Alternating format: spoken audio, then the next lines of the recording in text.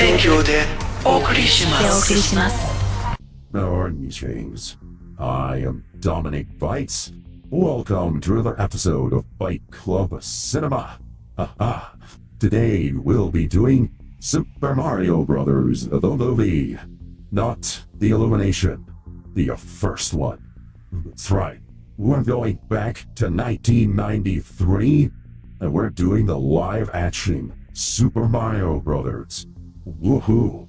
That's right, the very first movie. Now, is it the best movie of the set? I mean, I think that one you can arguably debate. Let's be fair. You can, this one versus the Illumination one, there's definitely some back and forth there. Because I'm not gonna trash the animated one. I actually like the animated one. I also like this one though. So, yeah, there's reasons I do. Now, Diesel, what is your background with Super Mario Brothers? I mean, I grew up playing some of them as a kid. I've kind of followed them and such. I know Galaxy was my favorite. Okay, wow, that's a newer one. Okay, so I think I discussed it on stream before. So my first game console was the 8-bit Nintendo. The 3 of the games I had for it was Mario 1, 2, and 3. Now, I was an avid Nintendo kid in the 80s, so I watched Captain N and the Game Masters. I watched, the Legend of Zelda cartoon, the one with the Excuse Me Princess. I watched that. I enjoyed it. It was a lot of fun. I watched the Super Mario Brothers Super Show. So that show had the first actor to play Mario, which is Captain Lou Albano. Captain Lou Albano will always be the first Mario to me. He was my Mario. He had a Brooklyn accent, big, heavyset Italian dude with a crazy beard. He looked the part. He was a lot of fun. He enjoyed doing it too, because he liked helping kids and things like that. The man was, Captain Lou Albano was a great guy. By all accounts, like many wrestlers from the 80s, he was a very good person, very good-hearted person. He was great in the role of Mario. And the Super Mario Super Show, it's so well loved. Many of the actors who are still alive, sadly, Lou Albano is no longer with us, but the Luigi and the Princess from that Super Show were in the animated features. Kudos to the cartoon for giving us that throwback. Now, for a lot of people are like, oh yeah, Charles Martinet is Mario, but for me, Martinet's actually new, because Martinet didn't start the role until Mario 64. I think that someone post a correction on that if I'm wrong, but I believe Charles Martinet did not start the role until the N64. And that didn't come out for much later, for me anyway. I never owned an N64. So, for me though, the second Mario was Bob Hoskins, who plays Mario in this movie. So for me, Mario has always been Captain Lou Albano and Bob Hoskins. And I like Bob Hoskins as Mario. I think he's a pretty good Mario. He's, again, Brooklyn accent, kind of a surly attitude. He's a plumber, but he's not, but he's not a bad dude. And the movie introduces it has a lot of fun with it. Now the main contrast here, I'll try to spoil things, but the main contrast here is, so with Illumination's take on the Mario universe was stick to the brand as much as possible. Like everything in the Illumination movies, both the first and second one, and by the time you see this, the second Mario movie from Illumination will be out. That's the timed thing. So Illumination sticks very close to the source material, all of the designs, the world, etc. They take it straight from the video game, no deviations, very little separation from what is established in the video game lore. This movie though, Nintendo was like, hey, get creative.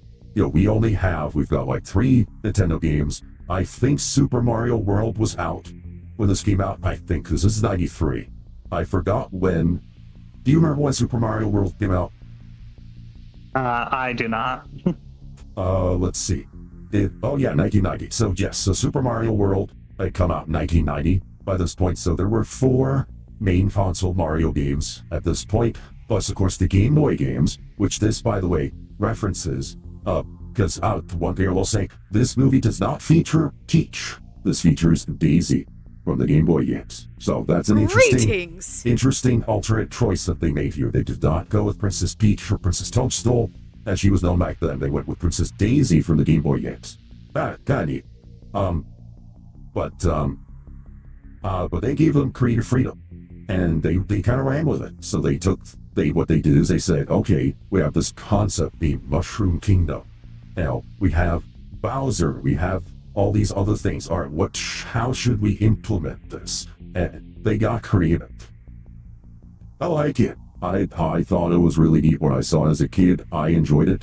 You also have, one thing I will say about this movie, Dennis Hopper, who plays Bowser, I think he's better than Jack Black. Hot take. Dennis Hopper was a better Bowser than Jack Black. I like Jack Black's Bowser, but I think Dennis Hopper is better. But I will see what you think, Diesel. Have you seen the new Mario movie? The anime one, the Illumination one with Chris Pratt? I haven't. I've heard some of the lines, though, for Bowser. Okay. Yeah, Dennis Hopper does not break out into song about Princess Peach in this. So, just so you know. He definitely has a more goofy Bowser compared to a serious Bowser. Yeah, both of them are actually. So, interestingly, yes, both of them are on the silly side. Arguably the Super Show Bowser may have been more serious than the other two. Maybe. But you do have one meme from this that I think got popular was Dennis Hopper saying, monkey.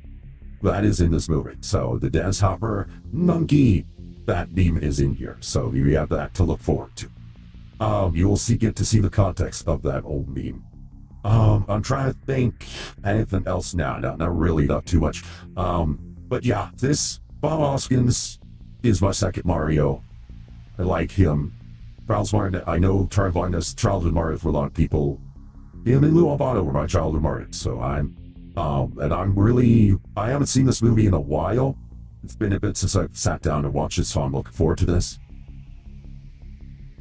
Also, a quick note, if you're wondering why are the fonts different for like the subscriber, follower, and the timer and stuff, OBS did a stupid. It literally forgot the fonts that I have installed. I don't know why. It's really dumb. I'm very annoyed by it. I'll have to get that fixed. And hey, Dark Red and Pump, sorry, I put off talk to y'all.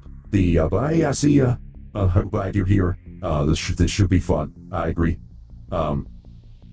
Now let's see. Now we'll say yeah, that's right. Before we start, so the film, it was a bomb. It had a $48 million budget, but it only made about $40 million back. It did not do very well in the box office, and also was not very well received critically. I liked it, but apparently not a lot of other people did, which was unfortunate.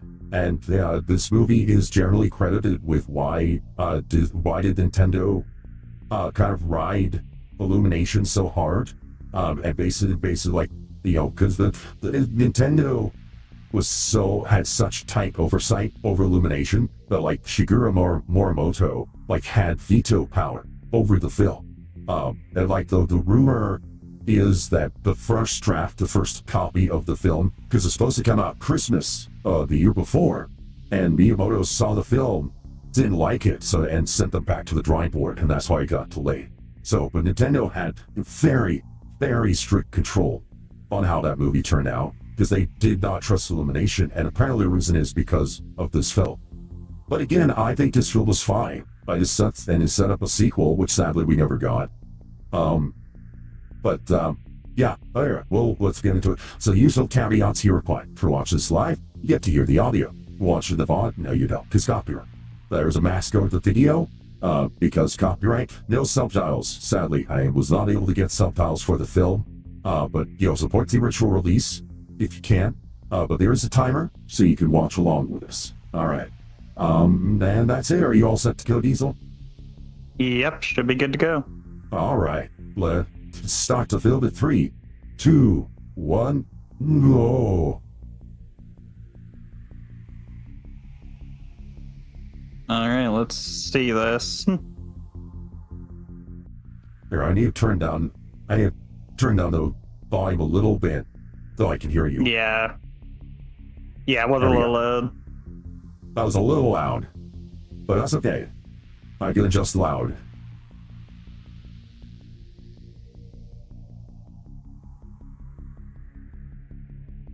Yeah, the only actor from this who ended up being a dud was Luigi. Though John Leguizamo, he unfortunately, he really turned out to be an asshole. Because they wanted him back they asked him to be in the Mario anime film, and he refuses to guest star just because he hates, like, I don't know, he's got some kind of problem with Chris Pratt, I guess, or something. But the dude refuses to, there we go. All right.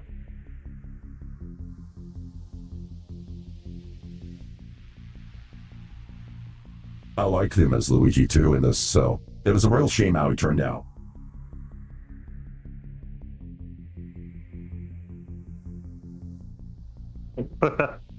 Yeah, Of course, classic they all got that dinosaurs. fucking, yeah.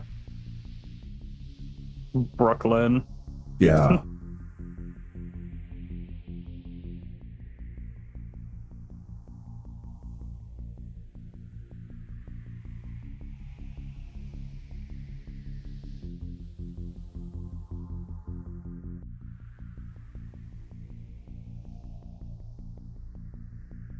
Yeah. There we go. And that's your setup for Super Mario Brothers. So, the dinosaurs have their own dimension.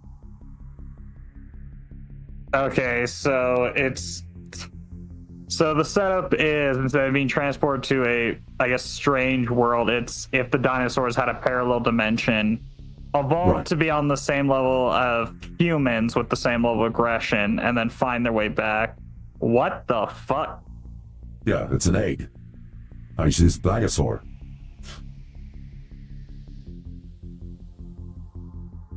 Yeah, this is 20 years before the start, so. Yeah, no, this is already fucking Jesus. Yeah. Already so much different from fucking what we know. Uh-huh. Oh yeah, the writers of also Alan Silvestri, who were, very famous. They had some, big names attached to this, like Bob Hoskins and Dennis Hopper at the time of this movie were big names. They do not have a small cast. They had, Alan Silvestri's a known soundtrack writer, so they put some effort into this. Yeah, imagine you're a nun in, like, dinosaur space egg. The fuck? Yeah.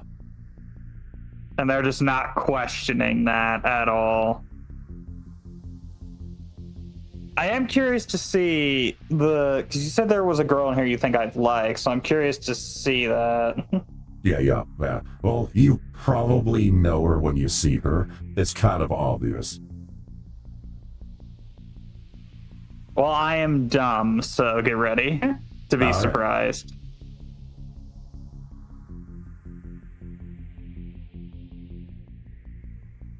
The fuck?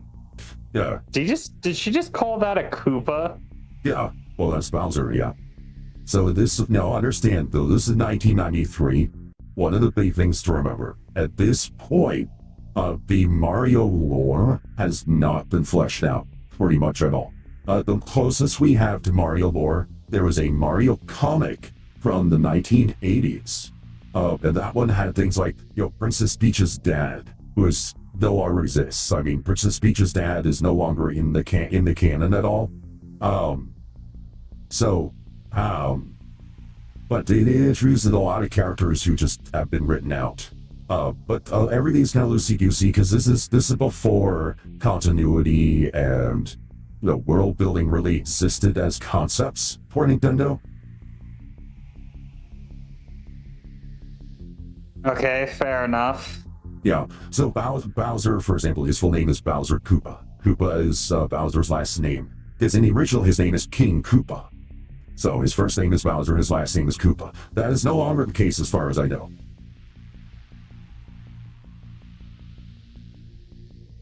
Yeah, to my knowledge, his last name. I don't know Bowser's last name, but I know it's just the King of the Koopas. Right. Yeah, now he's the king of, like, Koopas are now the race, but back then he was King Koopa as, like, proper name, so.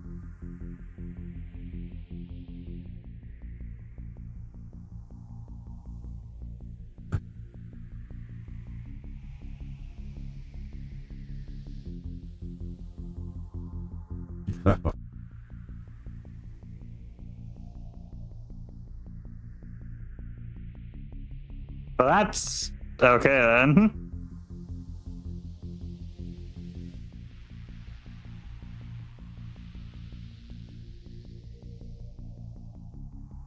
Yeah. Yeah, Mario as like the mine on down on his luck plumber.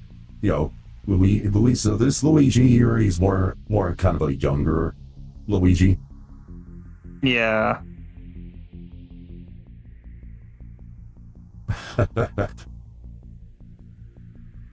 Okay, so they're treating Luigi as more of the, yeah, fucking brash,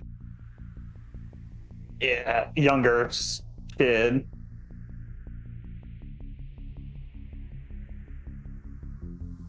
Because I think they're closer in age. Right. The original, in they're modern closer. continuity. Correct. So this one has been more as the little brother as opposed to an equal brother. Yeah. Well, no, Luigi still is Mario's little brother, but they're like closer in age. I think they're like a year or two off. Luigi's still the little brother. Right. Yeah, the movie also does revise that. But yeah, here they went with a larger age gap between them.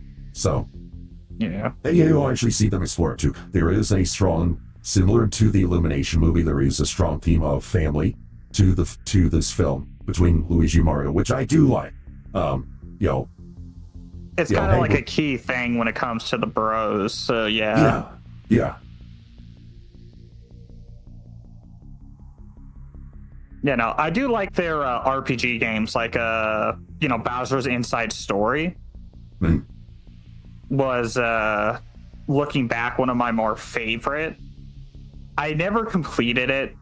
I ended up playing it mainly because a friend let me borrow it for like a week. But I love the fuck out of it. And I like the way it did it.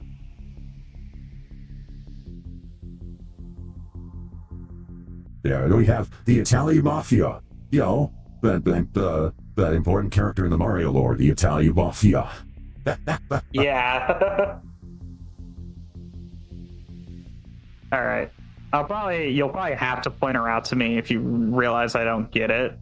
Because you said if I'm gonna like her, I'm looking for more monster than anything. Yeah, don't worry. She doesn't appear for a little bit, so don't worry. Okay.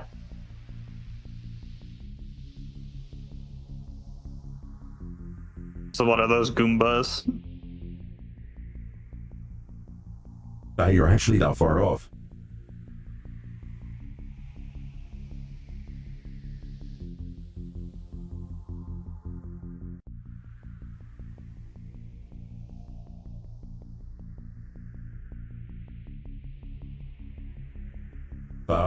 Yeah, always get your radiator checked when it starts making funny noises, people. Oh my goodness. Yeah.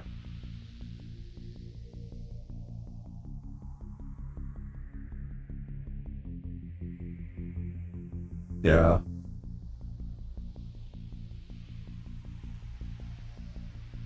Inconspicuous. Yeah. I forgot who plays these one. Okay. Yeah, so Fisher Stevens, Richards, and that's these. I don't know who they became or anything.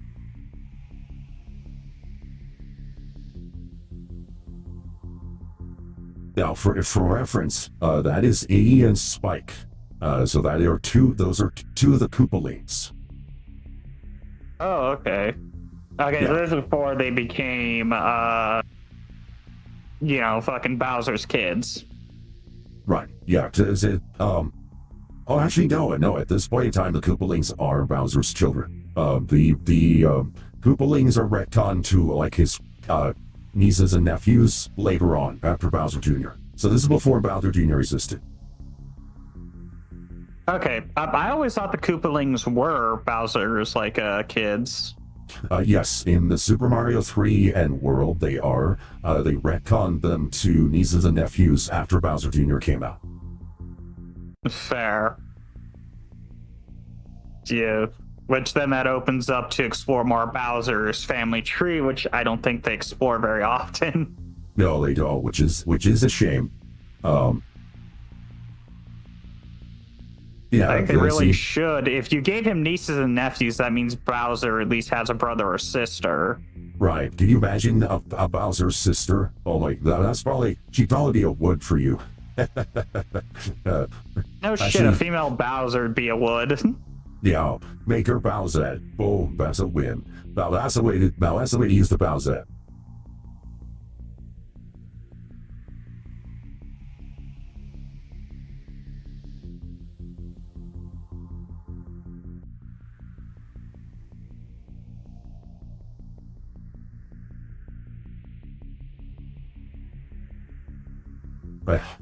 Would you like a ride in our broken van? Oh.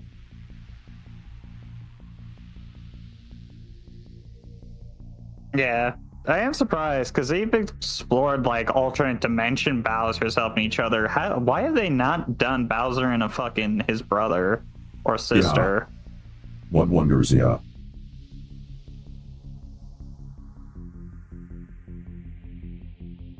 I also still love that unless Nintendo made it non-canon, but that Peach is the mother to Junior. Oh, that was the mother? Peach is the mother.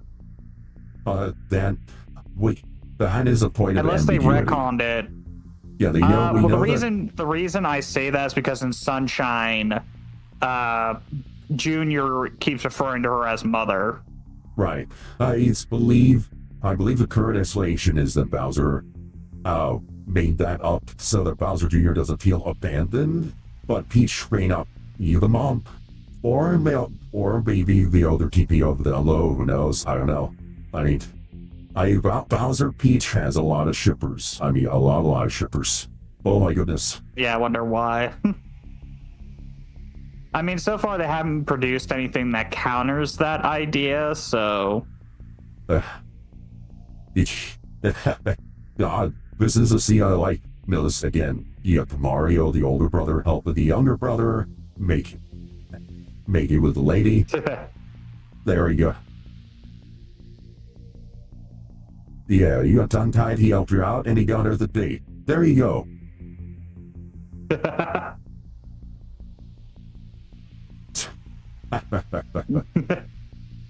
little comedy to diffuse the situation. Yeah.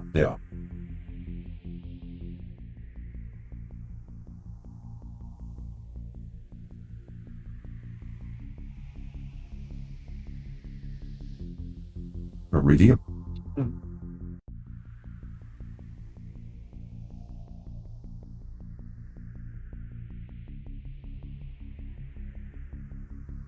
Right. Now, it should be noted, this is before we knew that the meteor hit Yucatan. So, we know the meteor that killed the dinosaurs, it hit the Yucatan Peninsula in Mexico, but this is before that, so just anyone wonders. I also don't think it matters as much, considering it's a movie.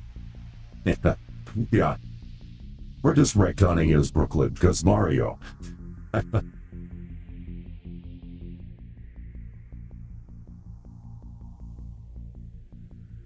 Okay, so she was the child. Correct.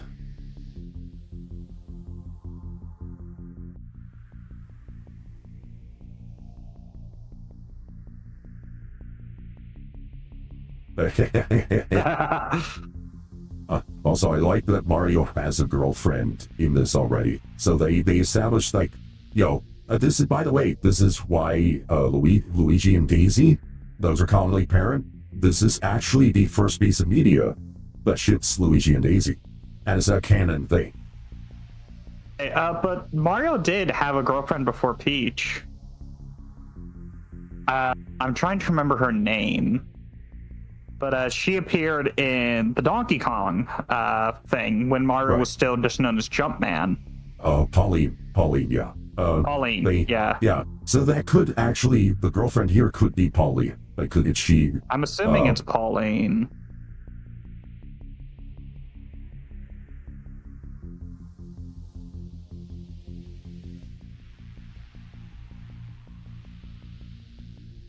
God damn it.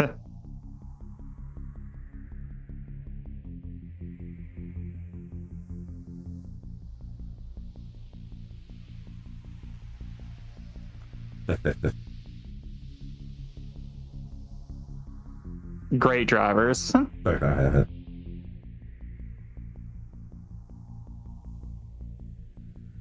I could see the thing. He likes the scientific sort of fiction stuff, and she explores actual science stuff. So it's a lot of yeah. Everything she's saying, he's like, wow, that's cool. And he's genuinely into it. And she loves the fact that he's genuinely into it, because she's probably used to guys going, oh, that's boring. Shut up. Either that or faking interest. Right. I mean, I like women who can geek out. That's one of my favorite types. Oh, yeah, same.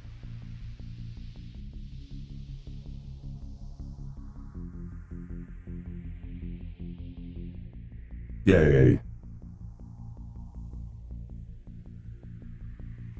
Yeah, I don't know if her name is Pauline, but she probably a reference. At the minimum, she's a reference to Pauline, would be my guess, so. Yeah. Well, considering, like, this is before much lore was established, yeah, I think she's supposed to be more similar to Pauline.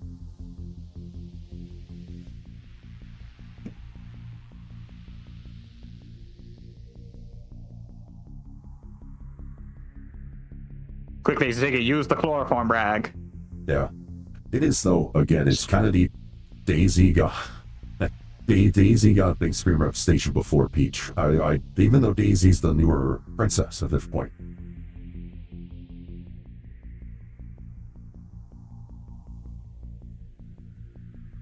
We found the meteor.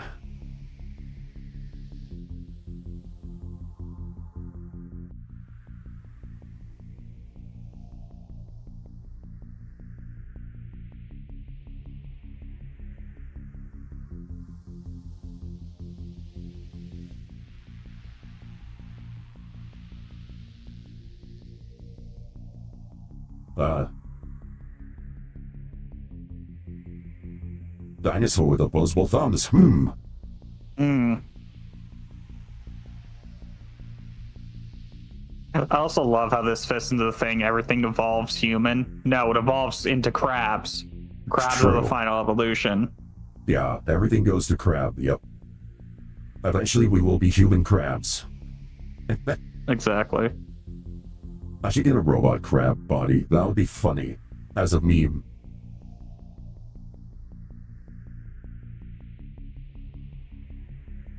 And also, worth noting, one thing I do like is he had the Skipelli trying to sabotage her with the dig site, and Skipelli's also the rival plumbing company for the Mario Brothers. I thought that was a kind of a cool lineup of the villainy there. Okay.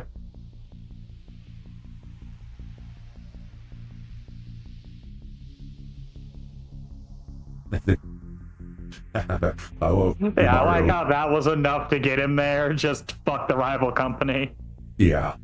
And Mario goes full intensity. You know, I also like to, because when Mario's had a good heart here, Bob Hoskins plays him. It's like, he's a serious working man type. Like, that's the vibe that Hoskins gives him, which is very much in line with, like, the old arcade game of, again, Jumpman, right? Yeah. Because Jumpman was they have Luigi more as the jokester, with Mario being more of the straight man. Yeah. And to me, it really works. Their dynamic between the two is very wholesome. Yeah, which it's still somewhat like that nowadays, though Mario tends to be the more brave one compared to Luigi. Right. They'll play up Luigi as like this scaredy cat, which is relatively new. I don't think even in the cartoon Luigi was like a scaredy cat type. Well, no. Luigi was no. In the cartoon, He was. That I think that's Oh. where they kind of started leaning into him being more afraid, Mhm. with Mario being the braver one.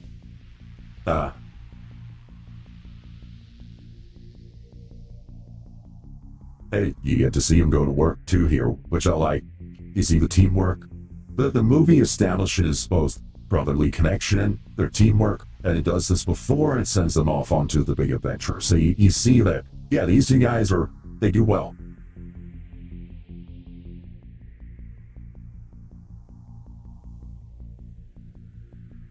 Knocking him out.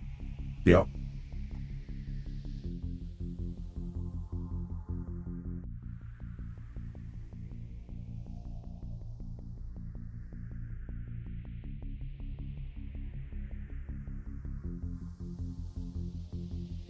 There we go. Yeah.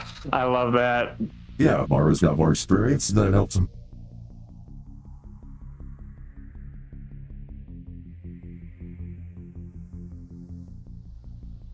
Yep. Mario wants to go back, but hey, alright, Luigi, you're here for it, I'm going with you.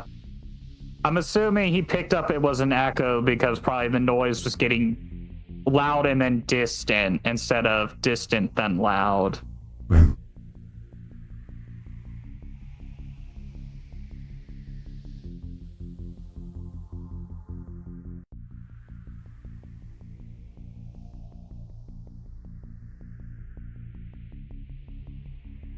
Oh, fuck that. Hey, it's a portal to another world.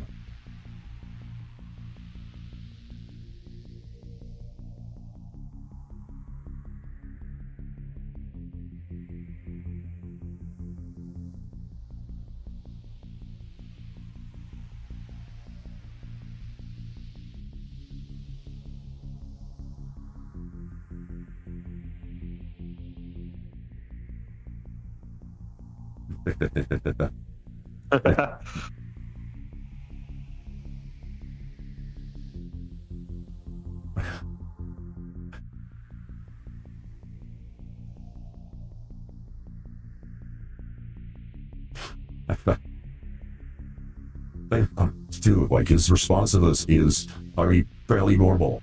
It's like, oh yeah, you just jumped into solid rock. Yeah. He doesn't want to kill himself at the same time. He's not going to leave his bro. Yeah, exactly. Which is, I mean, again, shows. Right, we've established the trust and bond between these two. Oh, fuck that. Done it, No, that's a I'm going straight to hell sort of vibe. Yeah. Okay, so there's rifts between dimensions. Yeah. No, I also like that, just like the Illumination one. One thing both Mario and Luigi have done is acknowledge the fact that they're isekais. You know, Mario and Luigi are from New York City.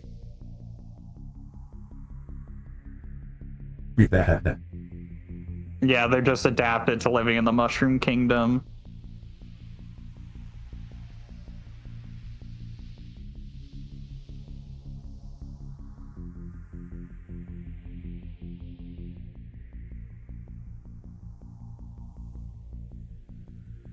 Okay, so I'm assuming most of the dinosaurs just became humans.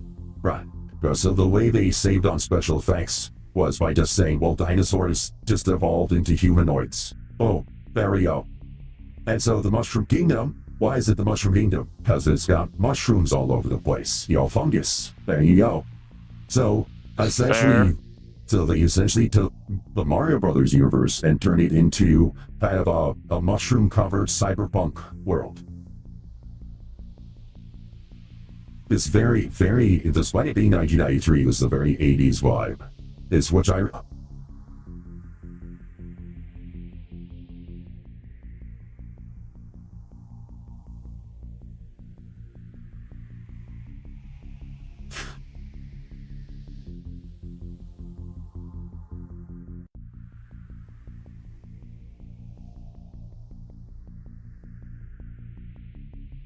Yeah, like the police all wear like spiky clothing. Yeah. Though if they wanted it more like the Mushroom Kingdom, they instead of like that sort of fungus, they should have done like the more normal sort of look. You know, growing up with the top and everything. Yeah. Because that just, especially like as a kid, I wouldn't think that was fungus. I would think more of that as like slime. Yeah, it is kind of. But now you do still have, like I said, yeah, the inhuman, like, yeah, the old reptile woman with a egg for baby.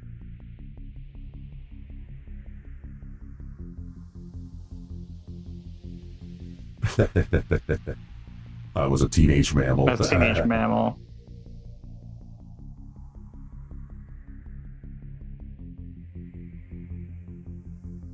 So is that supposed to be a fucking Yep, that's a Goomba. Goomba?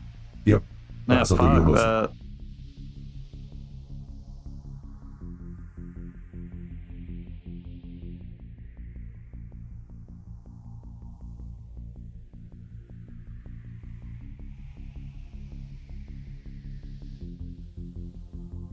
Ah, here we go.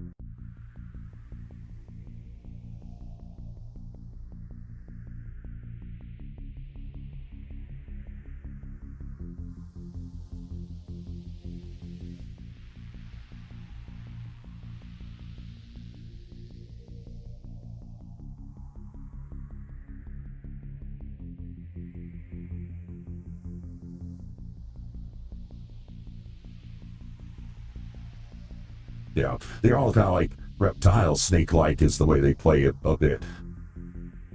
Now, Yeah. it should be noted, yeah, the Koopas are eternals, but like they're more eternal-based, but they go less for turtle and more for like snakes and other lizards instead.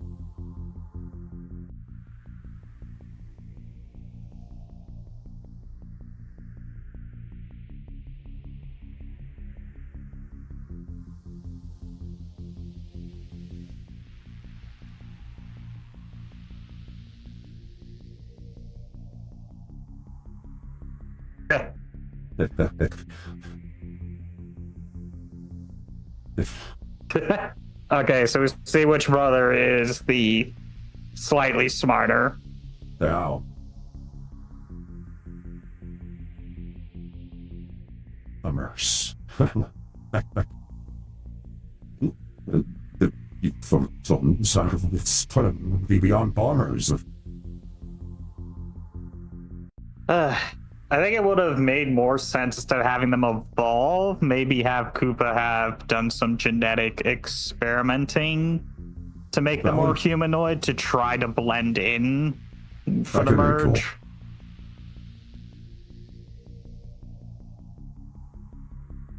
You know, do a silent infiltration and then slowly take over.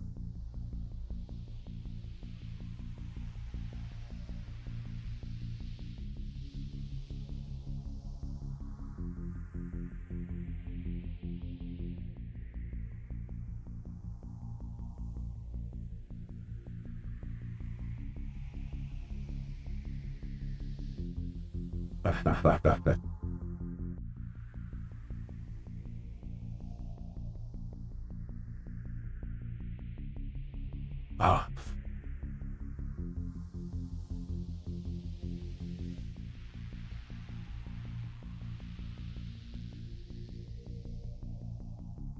Ah. Well, there goes their thing. Yeah.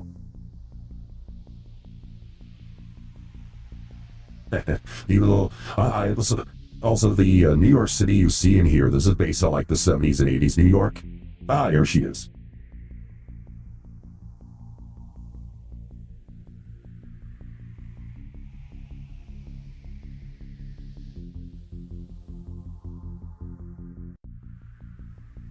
Is that supposed to be the lady? Yes. So that's Big Bertha. Yeah, fitting name. Probably not my type. Oh, okay. I thought she's bigger than you and probably able to bench press you, so I figure that's kind of your type. Fair. She also has very No, good in a decent world outfit. of reptiles and stuff, I'd probably prefer more reptilian looking. Ah, I see, I see.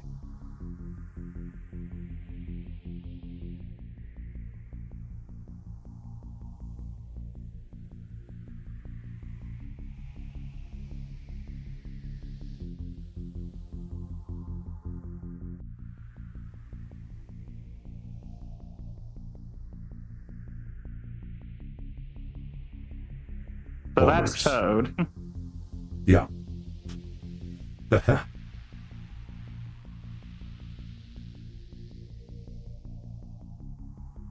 Yeah, so hey, plumber alert, and they literally arrested for being. So, okay, so the middle guy is fucking Toad. Right. Kind of interesting take on Toad. I actually find him less annoying than the Toad in the animated movie. Because, yeah, he can actually sing. So,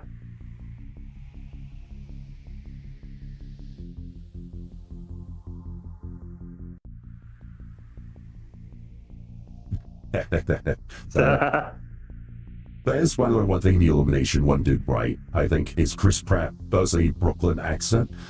And to me, yeah, canonically, Mario's a New York City, Brooklyn guy. Like, he's a salty earth working class plumber. And if acknowledging that route, I think it's good.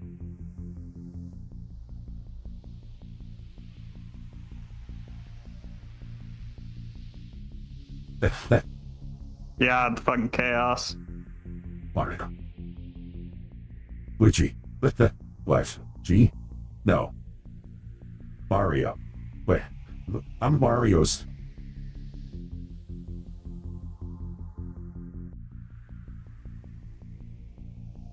Mario. Yeah. Well, so that is a reference. So one of the old jokes from like the original game is like, on one hand, they're the Mario brothers, implying their last name is Mario. However, Mario's first name is Mario, so is his name Mario? And so this movie makes that canon that yes, his name is Mario. It's his first name and his last name. All right, just had some window washer fluid dumped on him. Yeah. Yeah, the antifungal, antimicrobial, the decontamination is kind of a running theme in the film, which I like that. You know, it's a neat little touch, like fight the fungus, keep the fungus from growing everywhere. Oh, shit.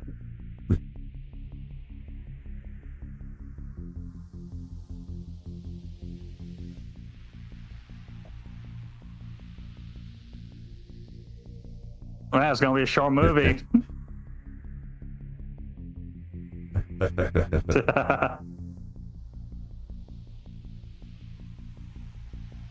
There you go. Another aspect of the film. I like, you know, they're doing world building here. They're showing you how chaotic it is, how little Koopa cares for the people under him, just like how hellish this existence is with the limited resources they have.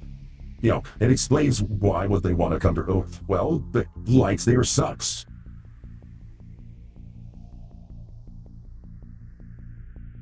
Yeah. Though it seems like they could just go there.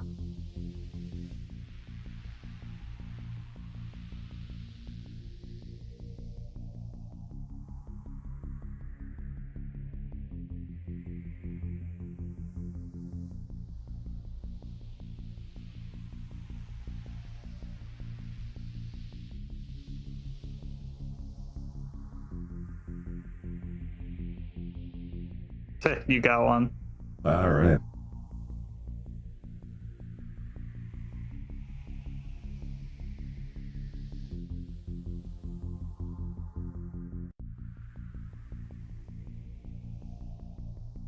Yeah.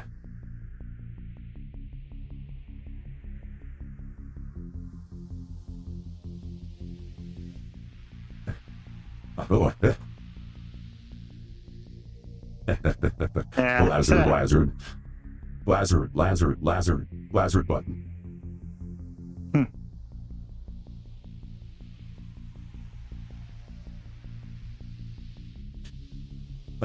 And that immediately pisses him off. Yeah.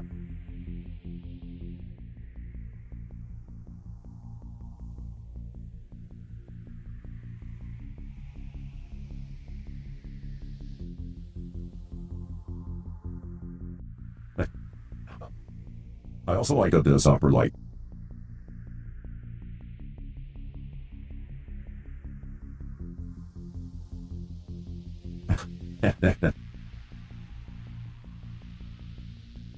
Where he's like, oh yeah.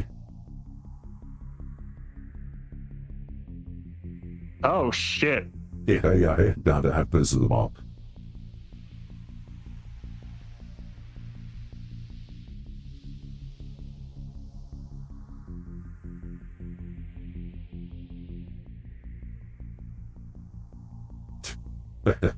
Nah.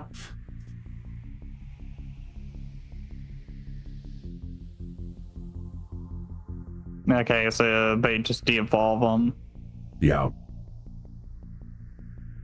Like, I didn't even try to describe it. Yeah. I can say for certain I don't care for the Goombas.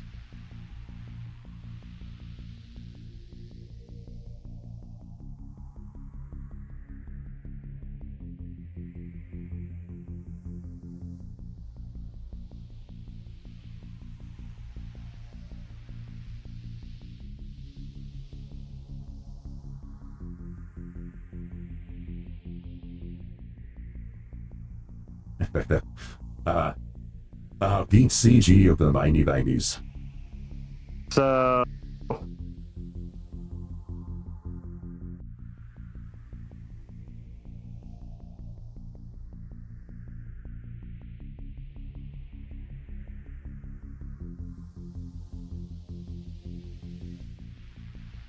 I assume that's just going to turn him into a Koopa. Right. Yeah.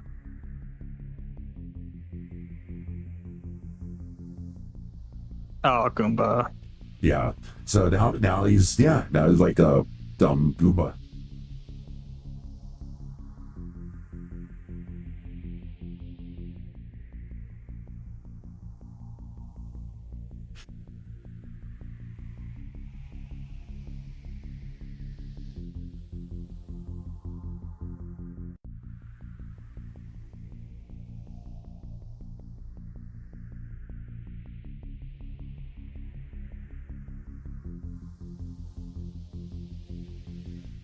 Yeah.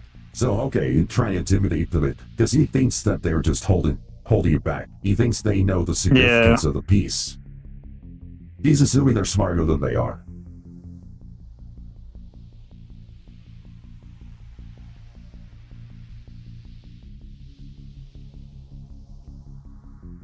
Now I forgot who did. No, those are practical effects. That's not CG. But I forgot who did the.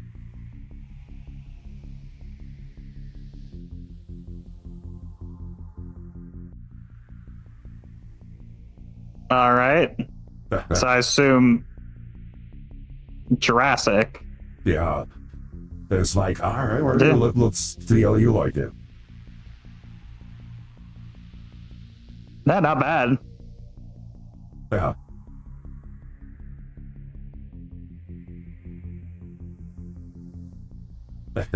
So wait, why didn't it fully do? Oh, well, they interrupted it, so they stopped it before it went all the way. They basically just did that to lock him down and distract him. Be like,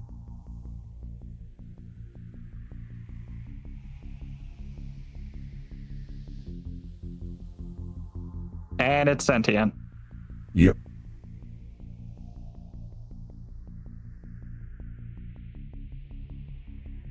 Yeah, I was giving you a bomb. yep. Yeah, the issue they used the bombs in this movie are really tiny, like toy-like things. Whereas like in the video game, they're much bigger. Yeah, more bomb-like. Yeah, and I see. So the way Okay, they do the fire. napalm shooters. Yeah, that's how they do the fireballs of fire.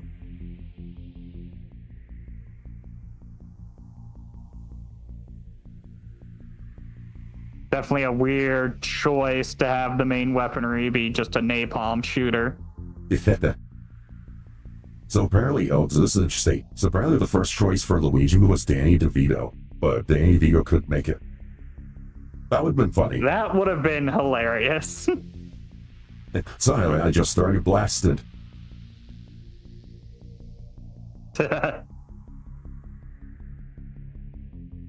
Talking into the fucking window.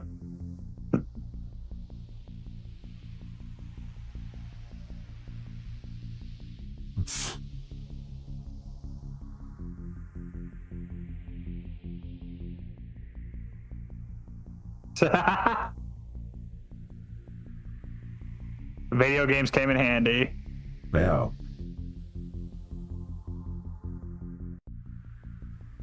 Okay, so they got a bumper car sort of thing going on.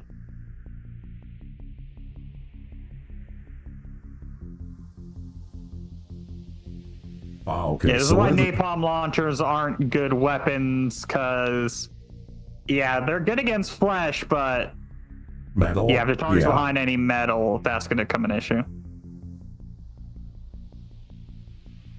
Yeah. Use of unnecessary force is unauthorized. Yeah, like that.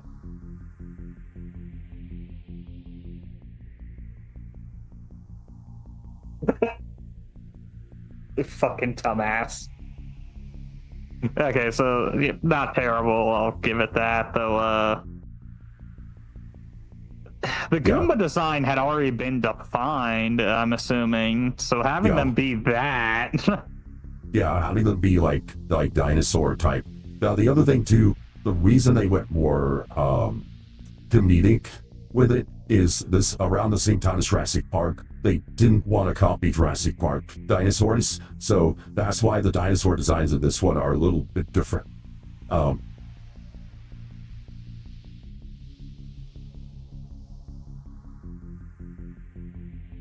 I guess that's fair. I mean, you could go like half dinosaur, half human.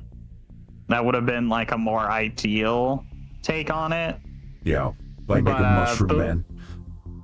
Yeah, there were definitely better ways to go about it, especially like if they were more willing to give it more money for some special effects. Because yeah, no, the whole like they just evolve into humans, I don't really care for. Oh, okay. Yeah, so you would prefer them to go more monstrous with it overall instead of the humanoid take that they did.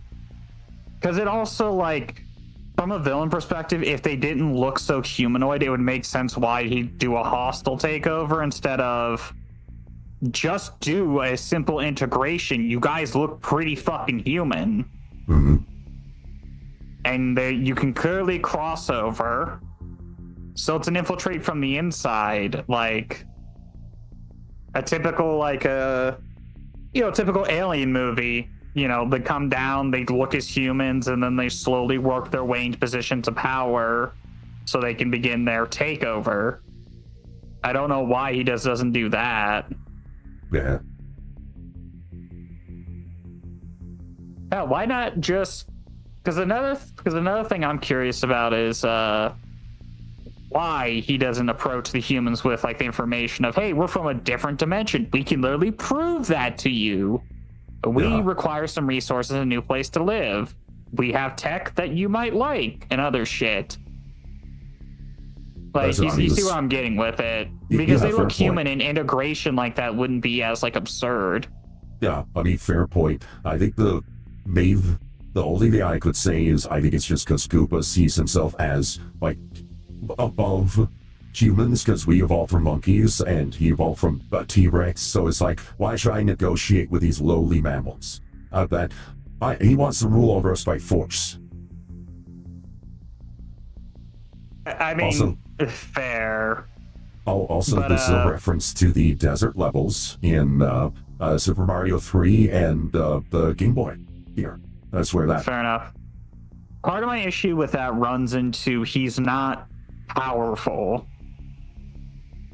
He had to deal with lesser beings. He had to manipulate.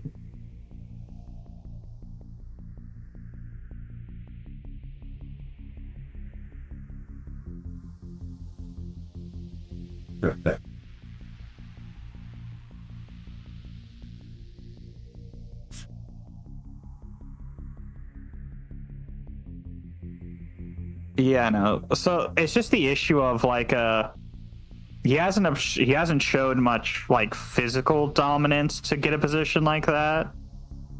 He seems more to lean into cunning, which if you lean into that, you would be willing to work with the lessers because you know how to play them. Right. No, I agree with you. You see what I mean? Yeah, Koopa's a bit inconsistent there. Now I do like the female henchman. While she's a little old, they sex her up, and she does have the red hair, which I like. Fair.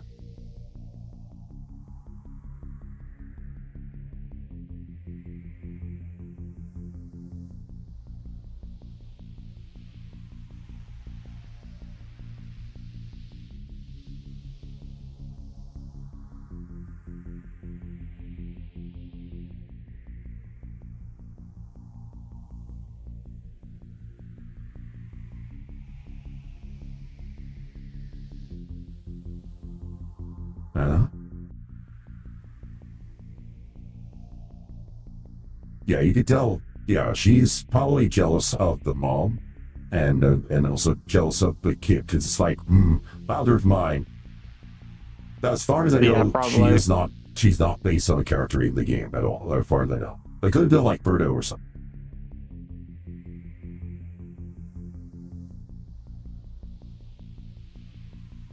No, they're advancing E.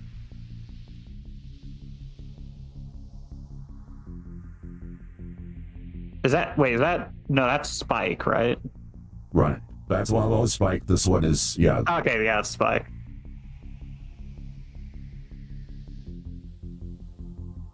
Okay, he did have a smaller brain. Yeah. Yeah, not all of them. Yeah. The different dinos have different levels.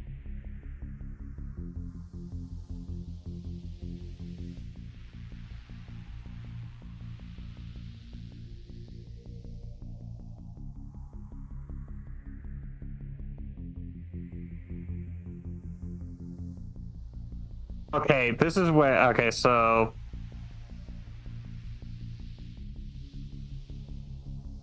You're being evolved. Right, so he's like, yeah, now this part is, in my opinion, is kind of smart. Because like Koopa's like, okay, my cousins are dumb, I will advance their brains, and then they'll be useful. I mean, yeah, it's not a bad idea. Yeah. Yeah, get better henchmen. But if you can evolve people like that, why wouldn't you have head scientists who could solve your problem? You don't have to wait for genius. You can manufacture it. So why do you have air pollution problems when you could have scientists who could produce easy fucking results? Because you can just manufacture a whole team. Yeah. Well, my understanding is the idea is he doesn't necessarily want to solve those problems. He just wants to like rule. So he's. It's like, I don't want to cure cancer. I want to turn people into dinosaurs. That's Koopa. Okay, but then it also runs to the thing of, why don't you have scientists who can just, make a gun that does the evolution, de-evolution thing? Oh, put a pin They in literally that. came out with super intelligence.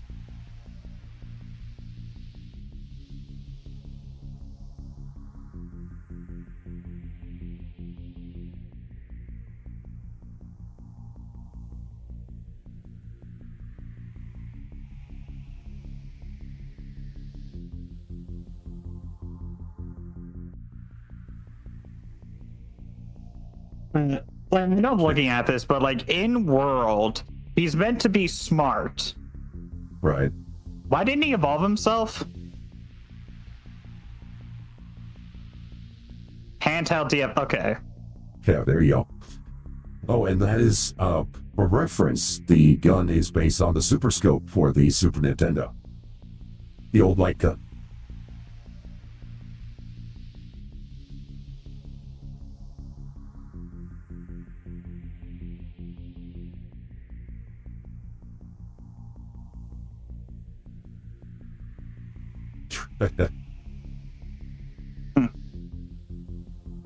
Yeah, she is yeah,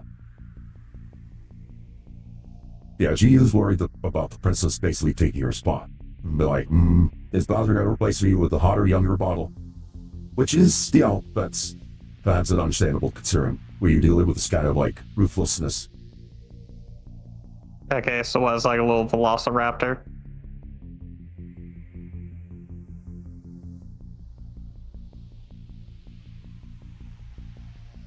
No, it's a little T-Rex.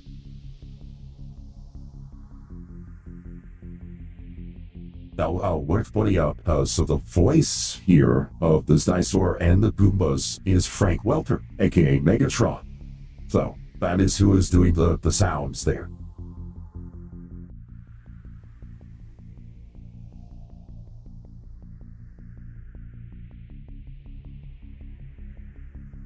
Are you fucking kidding me? Yeah, that's Yoshi.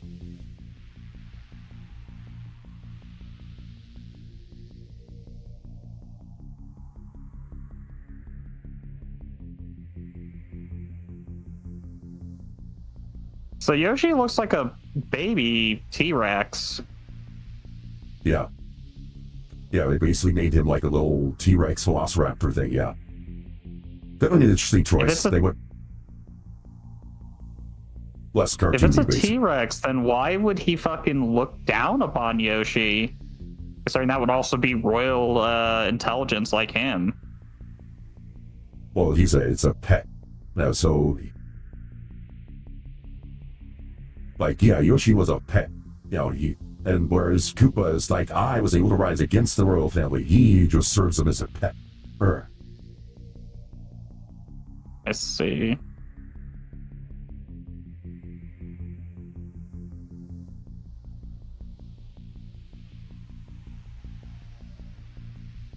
What the fuck? That's one way to flirt with a woman.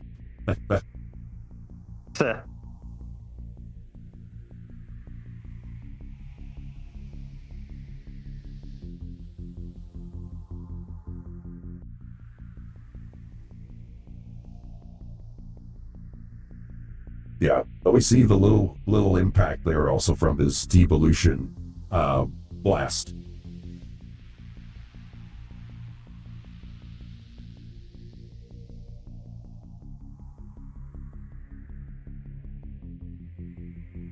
Yeah, and I guess that's another thing too, kind of like how, humans coexist with monkeys, the dinosaurs coexist with some of their earlier ancestors. But yeah, so he's racist against his ancestors. They have a bit of self-hate.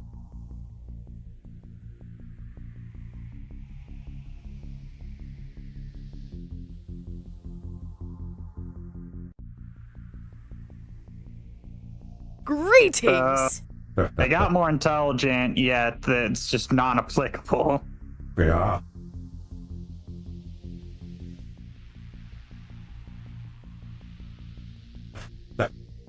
Oops.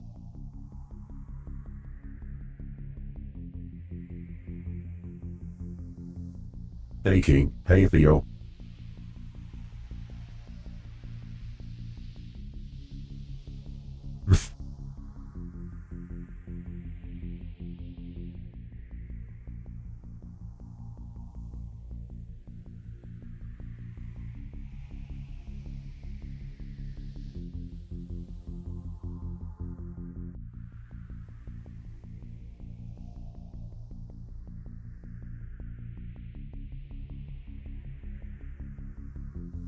Now, there we go. There you go. So, the was sealed underground until Skibelli opened it. I should forget about okay, that point. But now it's open.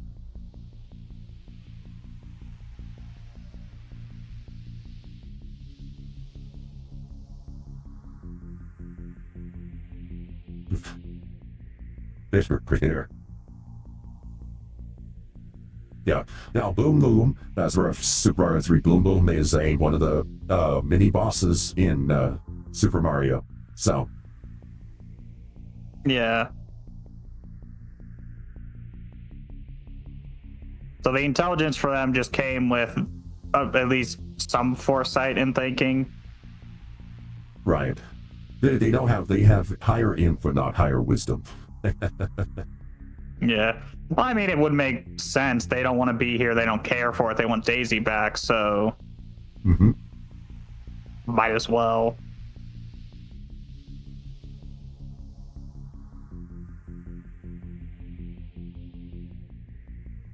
And then Yoshi bit her face off. There. That's why you don't have pet monkeys, kid.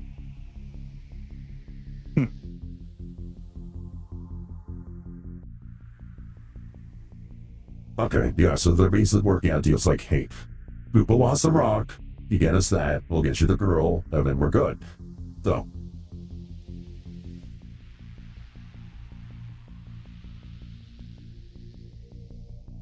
Yeah. I got a feeling they may betray them, but at least, the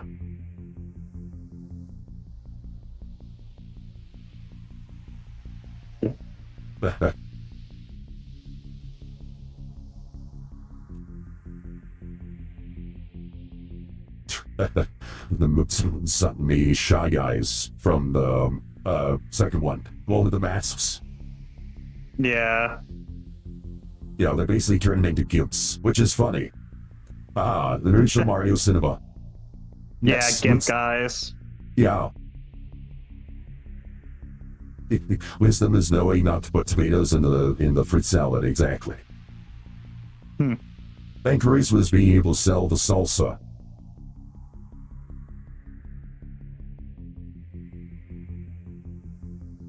Yeah, but now that it's open, they don't need Daisy. They could begin an infiltration and then a hostile takeover.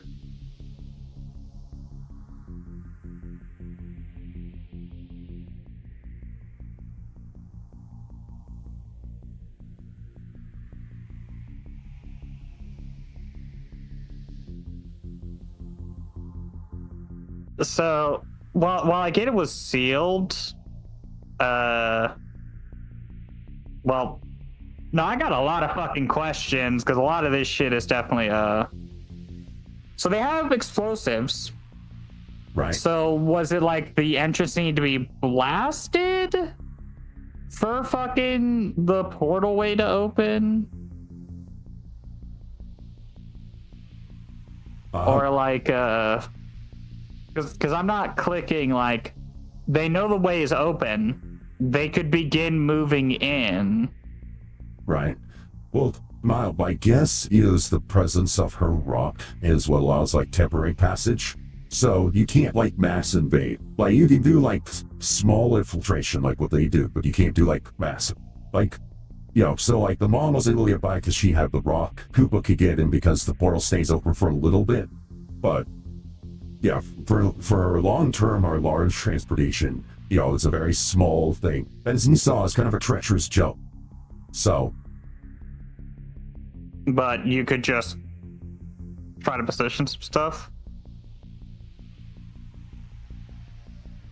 Damn. Yeah.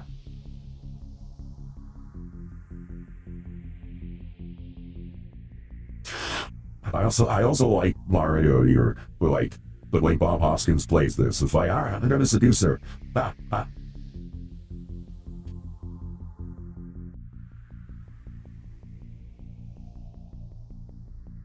Now see that now Diesel, that's a thing. Now that's an approach you should remember, Diesel. See, if a woman punches you, just go up to her and say, hey, can you hit me again? I mean, the shit worked. Yeah. Credit to him. Well, she's not, I mean, yeah.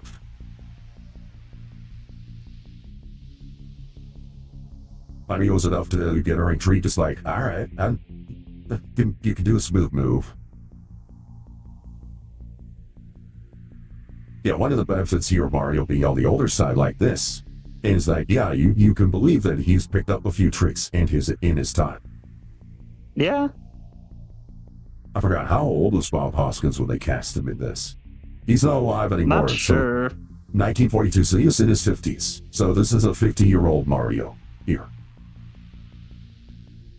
And you know, at the end, I don't mind that. I, as a kid watching this, I was like, yeah, this is Mario. I'm cool with this being Mario. I don't, I never required my heroes to be the same age as me, you know. Smooth moves, I'll give him that. Yeah. But for reference, Lou Albano was also in his 50s when he was Mario doing the Super Mario Super Show. So Mario started out in his 50s in his original media appearances, which is kind of funny. They de-aged him over time.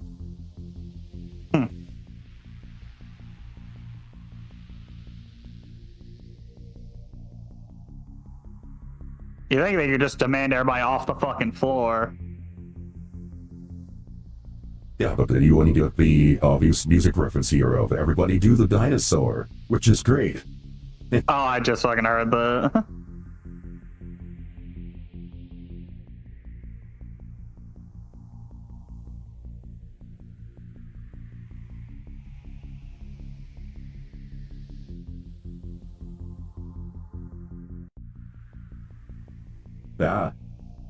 Yeah, I like That's also a fucking how... tapeworm. Yeah, well, some of the, not only that, it was alive, too, when she drank it. I saw a lady with tail. Yeah. Oh, Big Bertha's helping him out. Yeah.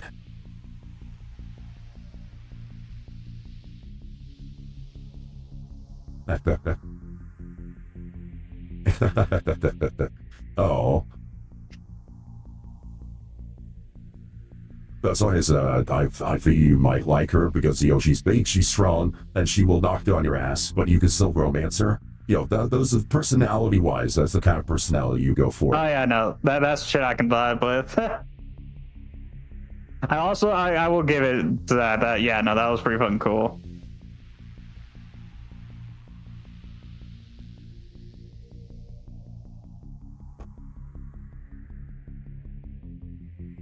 Yeah, I'd probably go with the chick that had the tail in there. That was the first thing I fucking picked up.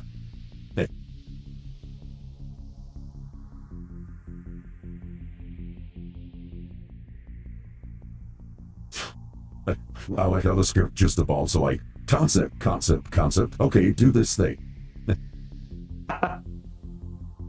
It's not bad. Yeah. Also, but they do show this you... would be a better standalone. Yeah, they do also show you the other type of Goomba there, which has the narrow head, and that one is a reference to the turtle type. So it's like, you got the turtle and the mushroom you have type. the Goomba and then the Koopa. Yeah. Because the turtle type, that's a Koopa. Right, exactly. Oh, what the fuck?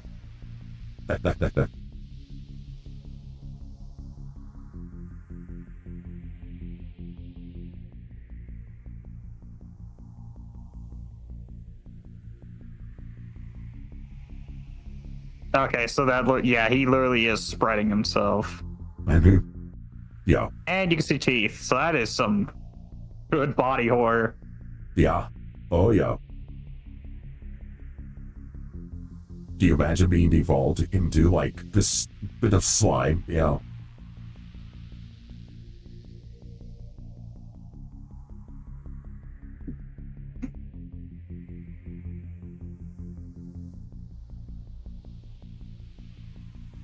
Yeah, Popper gets really into the role of yeah, that's definitely Koopa. more of a serious Bowser. So again, yeah, I can agree kind with of you. see why this is not a good Mario movie. This is a good standalone. Also true. Yes, this is definitely this is an alternate version or a very creative take. It takes the names.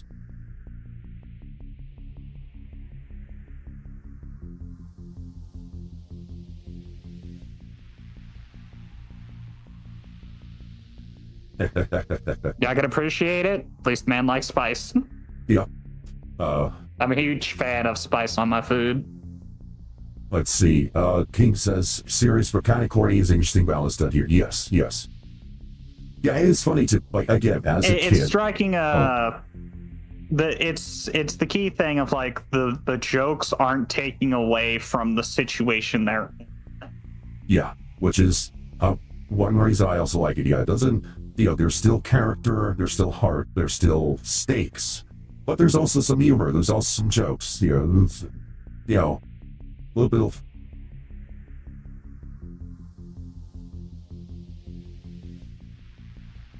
Oh.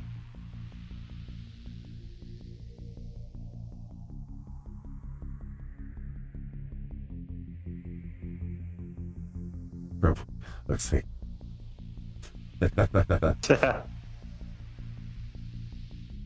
Yeah.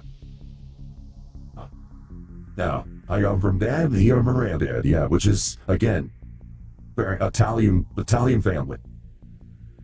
Yeah.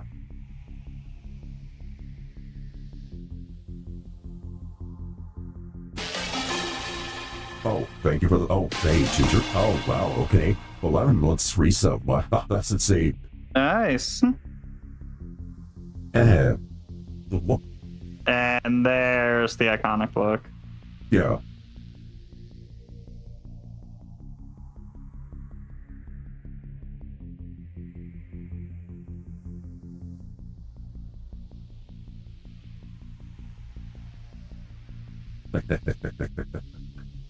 Yeah, no, but again, this works just so much better like as a standalone thing. Yeah. Now, don't agree. What's funny too?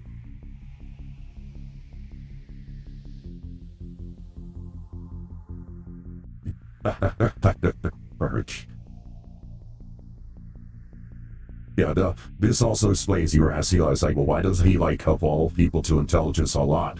That's why. If they get too smart, they start to challenge him for power.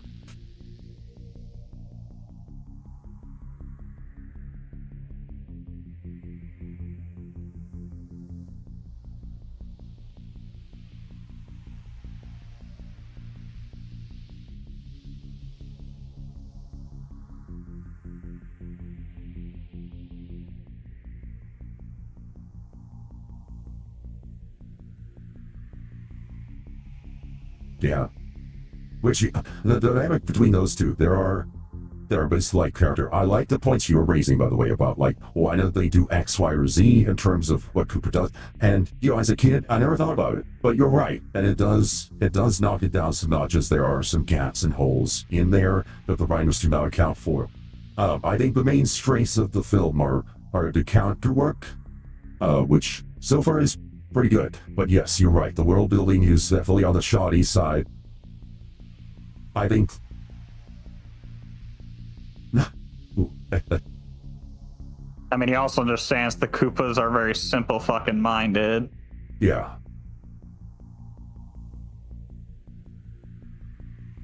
Serious comedy balance metric kind of hitting the same notes as Naked Gun. Not quite. Definitely less silly than Naked Gun. Naked Gun's definitely way higher on the silly scale.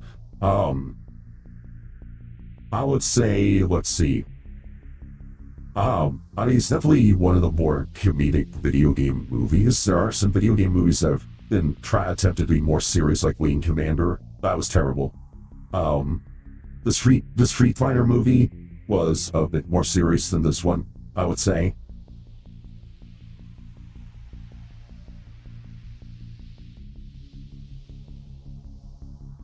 No.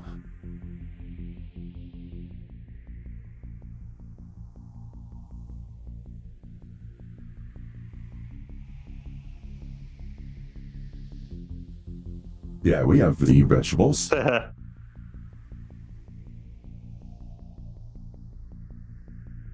Yeah, I like how Toad is being very nice and trying to serve the princess. So you see his personality traits shine through even though he's been devolved.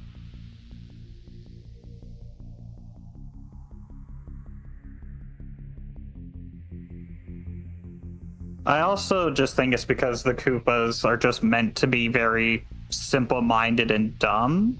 Mm-hmm. So they're also going to be very agreeable to most things. Mm-hmm. No, they're like ogrins from Warhammer.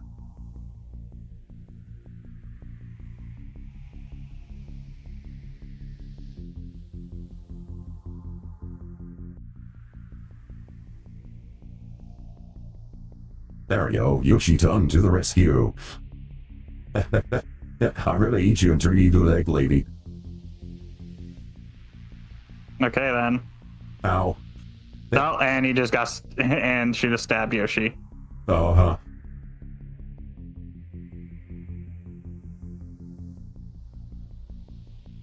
Yeah, see, what she should have done was, like, trying to kick her in the head or something like that. Knock her out. That would have been a little more effective. But she's not a fighter.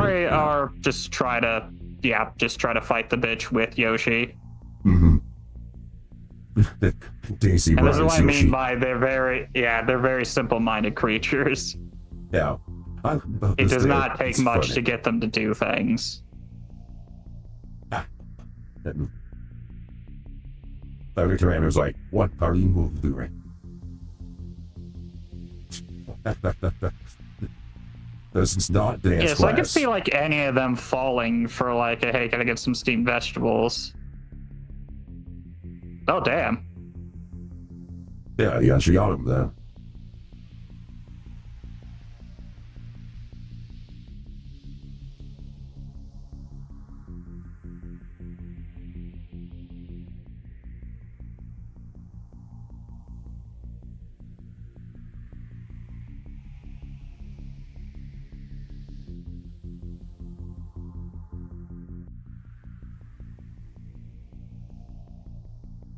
Yeah, then...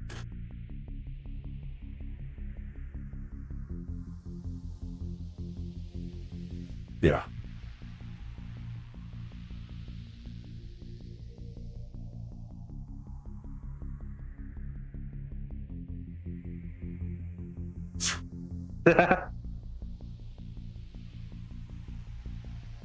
Yeah, so now she teams up with these two, because now it's like they're smart enough to realize that Koopa sucks. No, that's kind of you've ascertained. Yeah.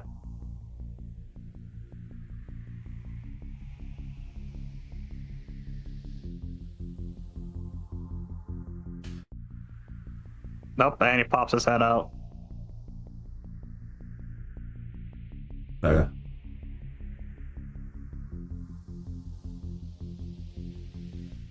Sentient fungus mass. Yeah. Now, it's interesting here, too. The movie has Daisy's dad, and the comics also have Peach's dad. So the fathers, like the kings of these kingdoms, whoa, but wow, a big deal in a lot of these early fictional takes. But for some reason, like later on, Nintendo's completely forgot they exist.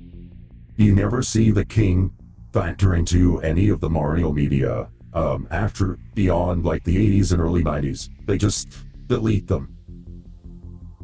Fair enough. I mean, this is some prime creepy, like pasta world building stuff.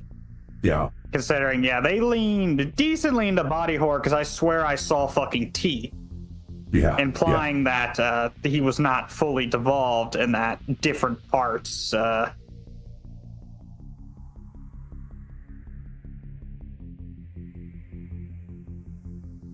The fuck?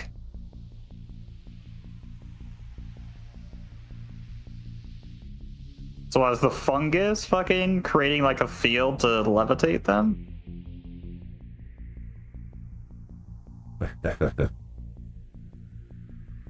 Oh, fungus to the rescue. Yeah. Yeah, and now you get the bouncy fungus from the video game there. Yeah. Yeah, no, this is like... This leans more, like, in the grand scheme, I could see why. This is more horrifying once you take a step back and look at that, because that's basically that motherfucker's skin. Yeah, basically. Yeah. Skin, body, yeah, his internal organs. And it's sentient. Yeah. Meaning he also felt that. Yeah.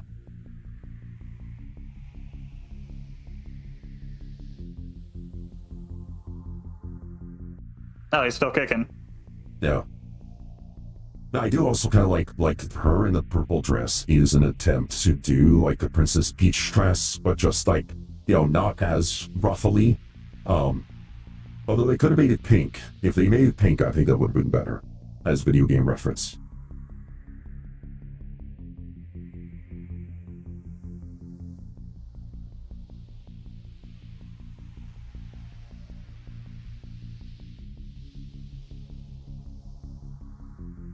Koopa Hotline.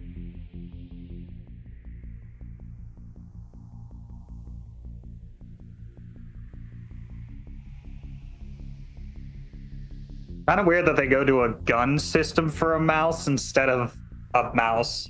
Yeah. That couldn't be. That's an UI. That is an odd choice.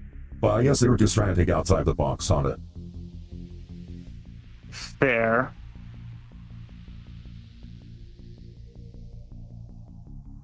Oh, but he saw that. Uh-oh.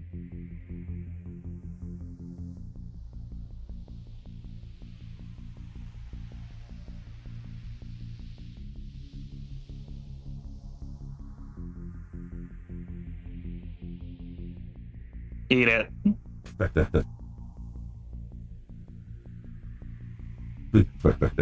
Oh.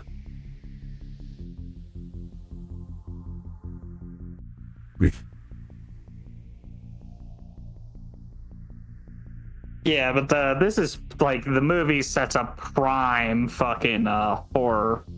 Yeah, which now to be fair, that is to your liking. So I think that's an aspect that you can enjoy. I think that's definitely accidental, though.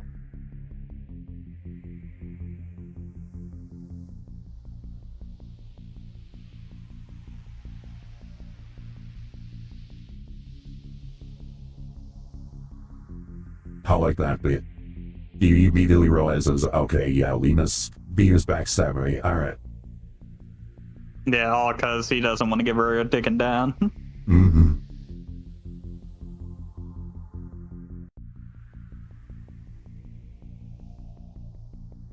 Bitch, why are you smiling?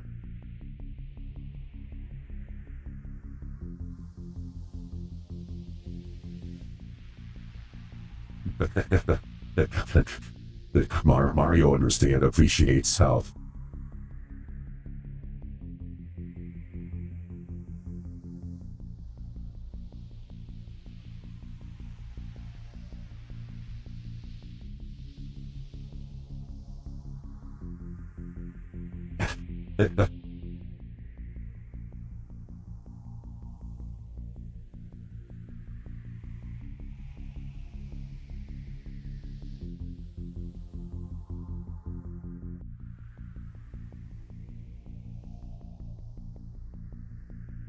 Yeah, he doesn't know his girlfriend got kicked out.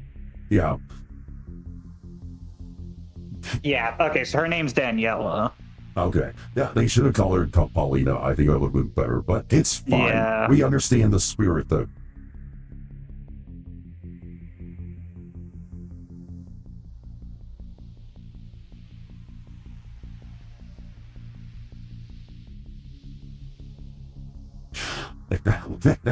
I need to. I just, What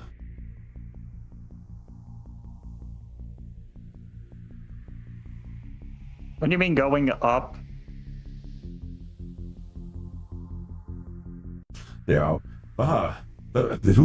Dennis Hopper really commits the role. This is one of the things that also, I appreciate his performance in this. Like, he chews up the scenery, not too much. He doesn't go like D&D Jeremy Irons level, but it's just enough to like be compelling and to be like, okay, that was fun. That was a fun scene. Yeah, that's fair.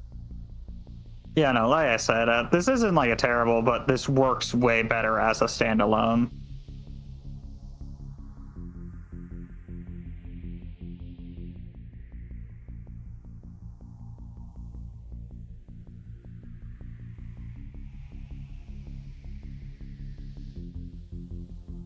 they got cigarettes. Yeah. Well, New York working girls, they got cigs. Yeah. This is before they wanted to get rid of cigarette smoking from kids' movies. And that's how they pass the time. Coloring books there.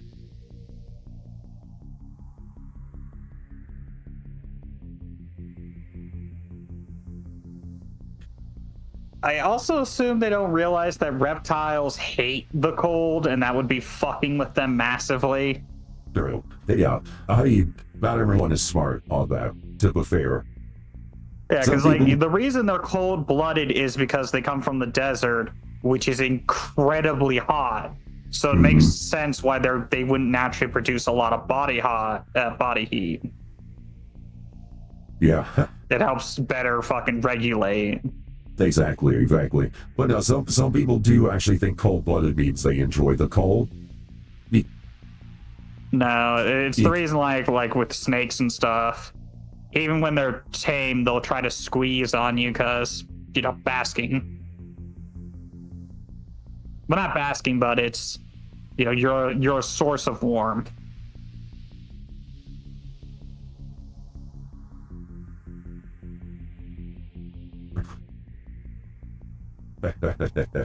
With that. Yeah, we're all from Brooklyn except for the Swedish Sugar Queen, but she's okay.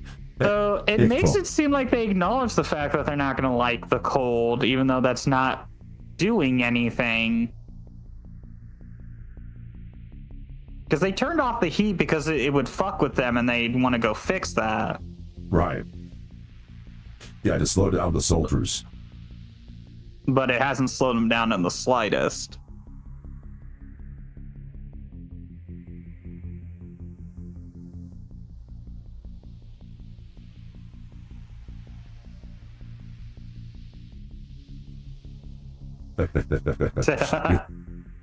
It should have been here 20 minutes ago. I'm not paid. No, that shit better be free. I remember the days of 30 minutes. I will give him credit on that. I would be pissed off if I ordered pizza and it still wasn't there. Yeah. That's straight frozen. Yeah, no, all the lizards and shit should be fucking just hating light. Should, yeah.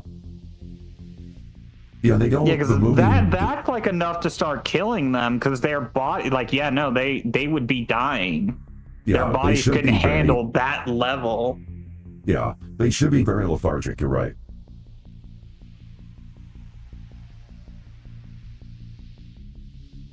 Yeah, no, they could have played that off as the creatures they're getting lethargic and shit, not moving around much. Yeah. So I was like, why is it taking so long for the pipes to get fixed? Well, everybody's kind of feeling lazy because it's cold as shit. Yeah. To see that, I agree with you. That would have actually been a good one. The most we could say is maybe the reason Mario's having an easy time dealing with them is because they're cold. Because they're not responsive, so the rash time is down. That's why he's having as much success. And but we've seen that they're not that fast. Yeah, we established that they're already slow, so yeah, it's not much of a. But you're right. That is a missed opportunity on the part of the movie. They could have played that up a bit more. Yeah, because if the piping system's already like that, and they need that to keep proper fucking heating, everybody should be a bit more lethargic. Mm-hmm.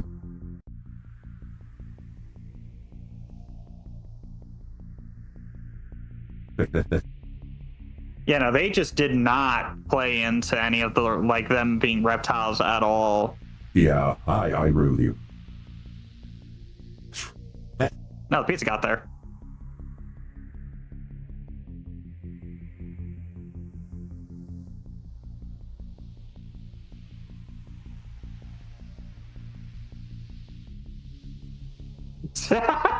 Oh, they're bullet bills. Yeah.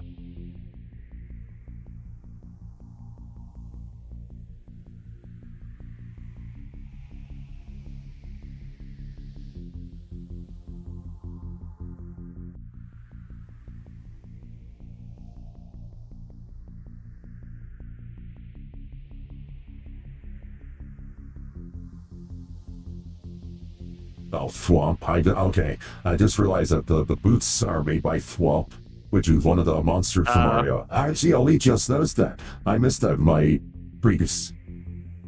Okay, I noticed it earlier, but I didn't care. Crust of fungus. Yeah, I mean, it just wanted to help you all out.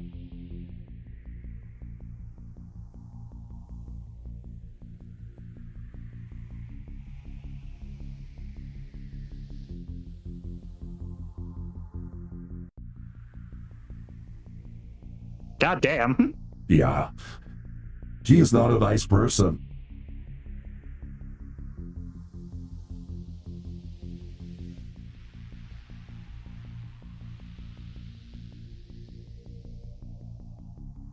Dumbass.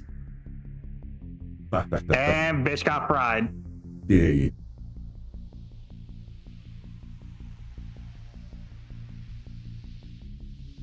Oh, she's still kicking. Yeah, it's a Brazilian. But look.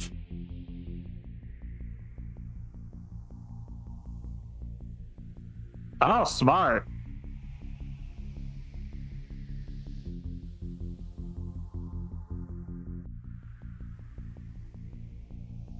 Yeah, no, that's smart as shit. Like, yeah. Yeah, lure, decoy, distraction, draw aggro.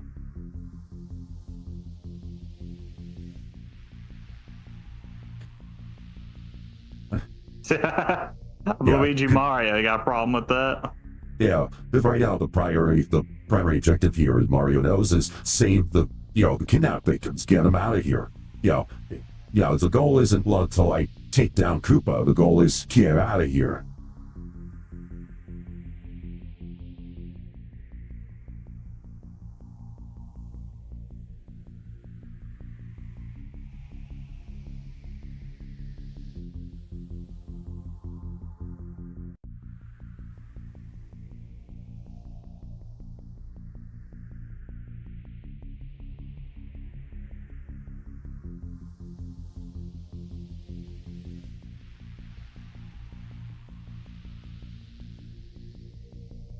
It seems like The Rock is very much rejecting this. Right.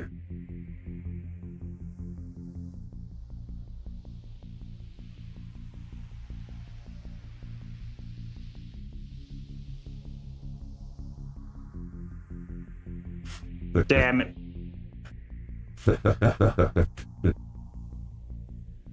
I got it. But they make it so tiny and cute, and like everyone's afraid of it. It's like, oh no. It's like Mario just yelled Allah Akbar or something. And everyone's like, oh no.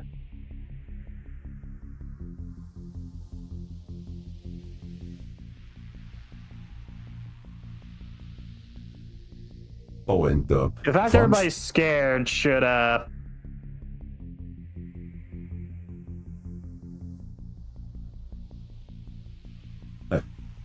also, it's interesting. And the fungus about to bump that shit off. Mm-hmm. Yeah, the bomb design you see was actually a McDonald's Happy Meal toy. They have like these small Mario toys. This actually was one of them. I don't think I had this one. I had a couple others, but they made that a McDonald's Happy Meal toy.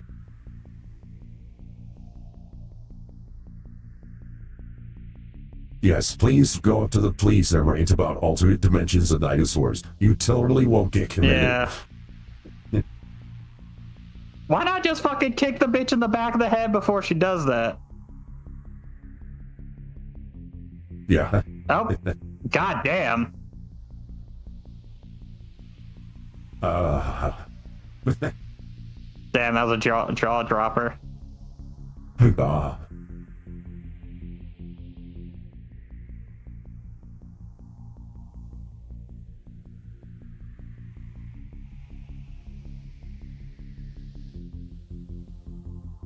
Right, so that's the other trick too, is only the royal family can do that. If anyone else tries, they get murderized. Oh, he blew out the fucking pilot. Oh no, the merge. Hmm.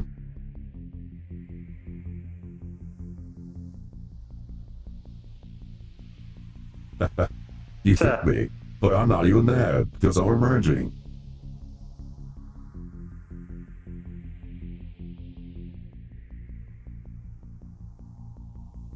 Also got a lot of this like classic CG effect. Ah, man.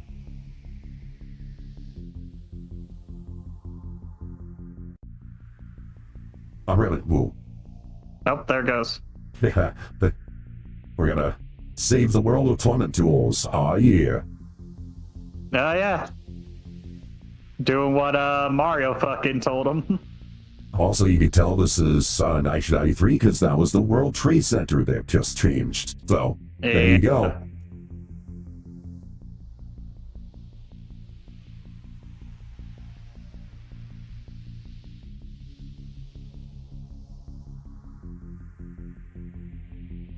Yep. Okay, involving them. Oh no, not a chimp.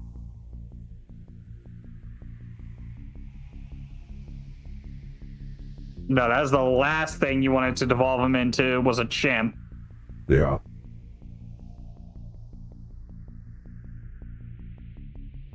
Yeah. Well, and that's how they resolve the Scapelli subplot, by the way. That's just the end of Scapelli. He's about to rip your fucking face off to what it's about to do.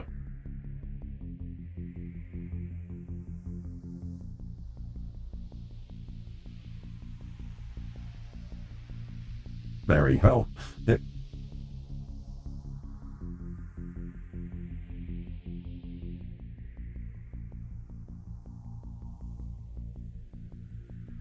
Oh, they're back.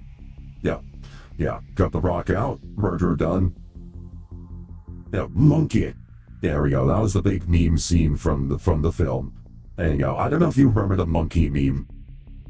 I know it more from Frieza. Ah. Also, goddamn, that thing is taking ages to fucking blow.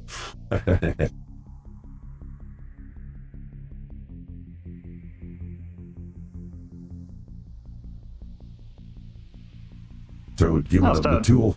Yeah.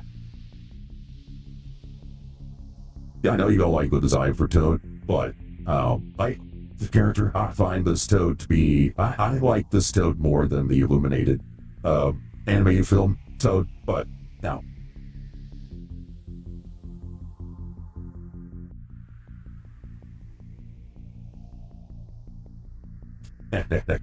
And yep.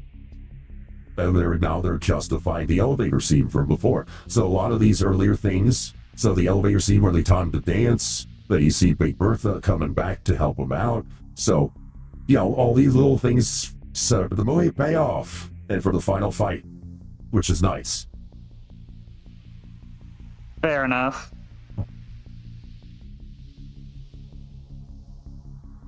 Yeah, though in general, they set them up to already be that sort of dumb, so... Yeah. But think upside down now. Yes, it's flying up the ball and upside down, yeah.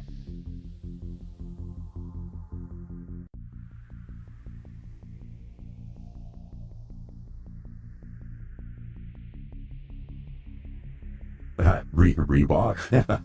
Little product placement there.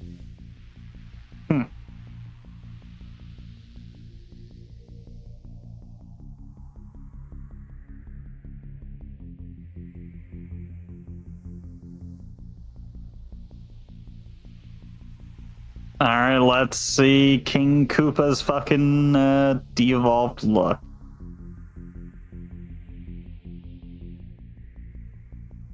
They just made him a giant fucking T-Rex. Yeah. Yeah, so this is as close you get to his, like, video game form, basically. Okay, and I assume, yeah, they just try to keep de-evolving him.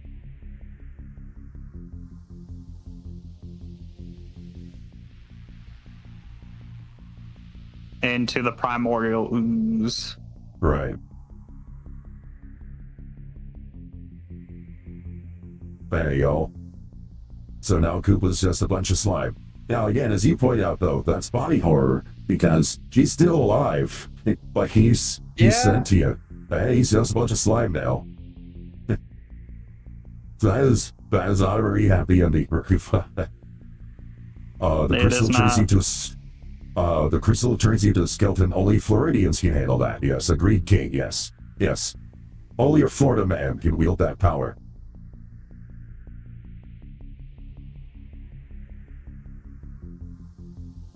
They, as we knew, Koopa's not very popular, so the fact that they just offed him publicly, yeah, everyone's like, hey, cool, Koopa's gone.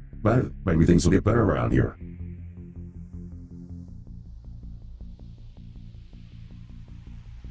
And the motherfucker with the chainsaw.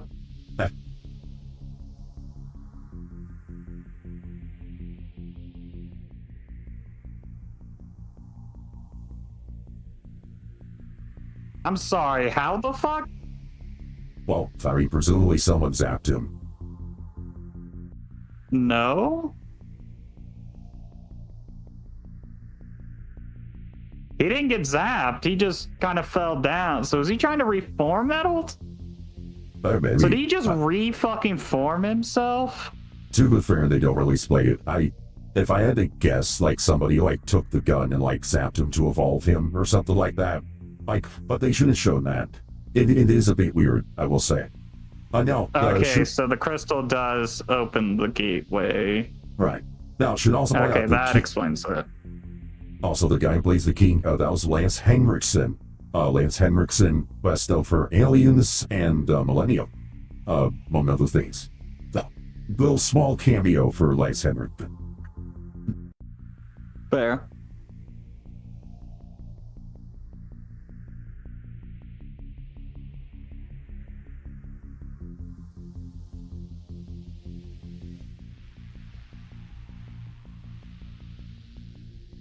Oh. Why not just fucking stay?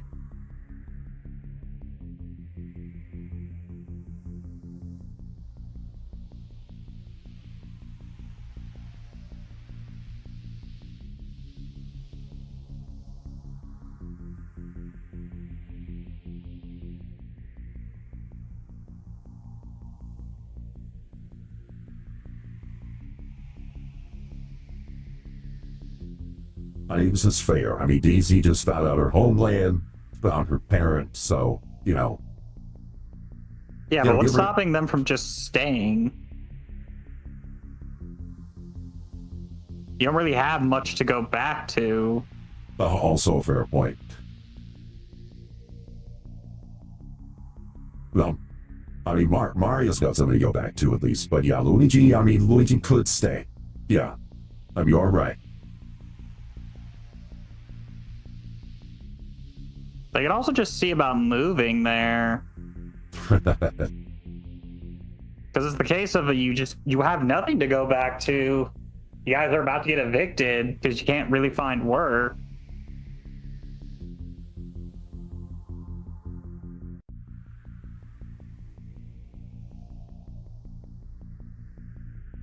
Oh.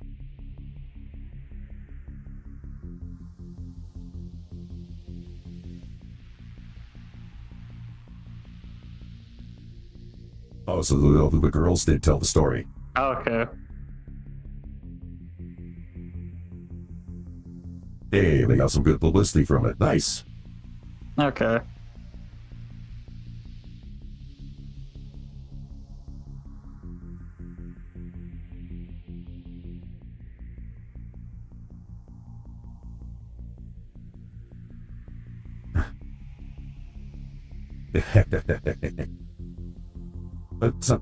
Okay, so the dimensions were getting crossed.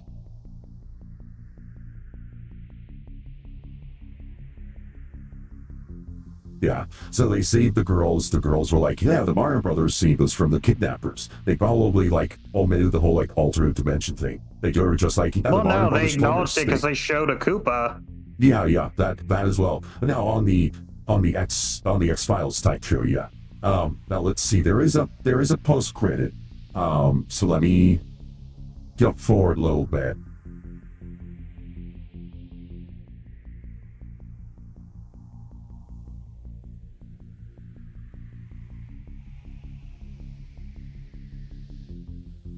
Look, I do actually like the dinosaur song. It's actually fun. It's got a good disco beat to it. I am a sucker for disco. Yes. Yeah, Shigeru Miyamoto, yeah. Yeah, it will be a sad day when Miyamoto passes. The dude has given us so much entertainment. But it does have the others.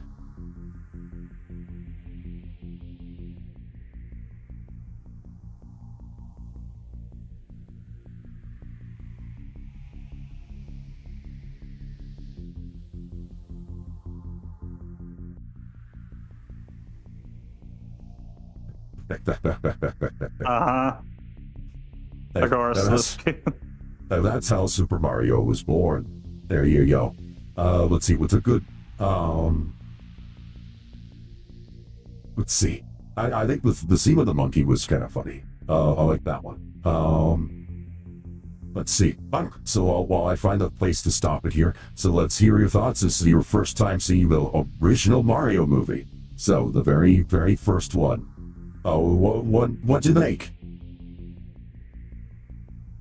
As a standalone film, it's all right. Of course, it's got some quirks to it.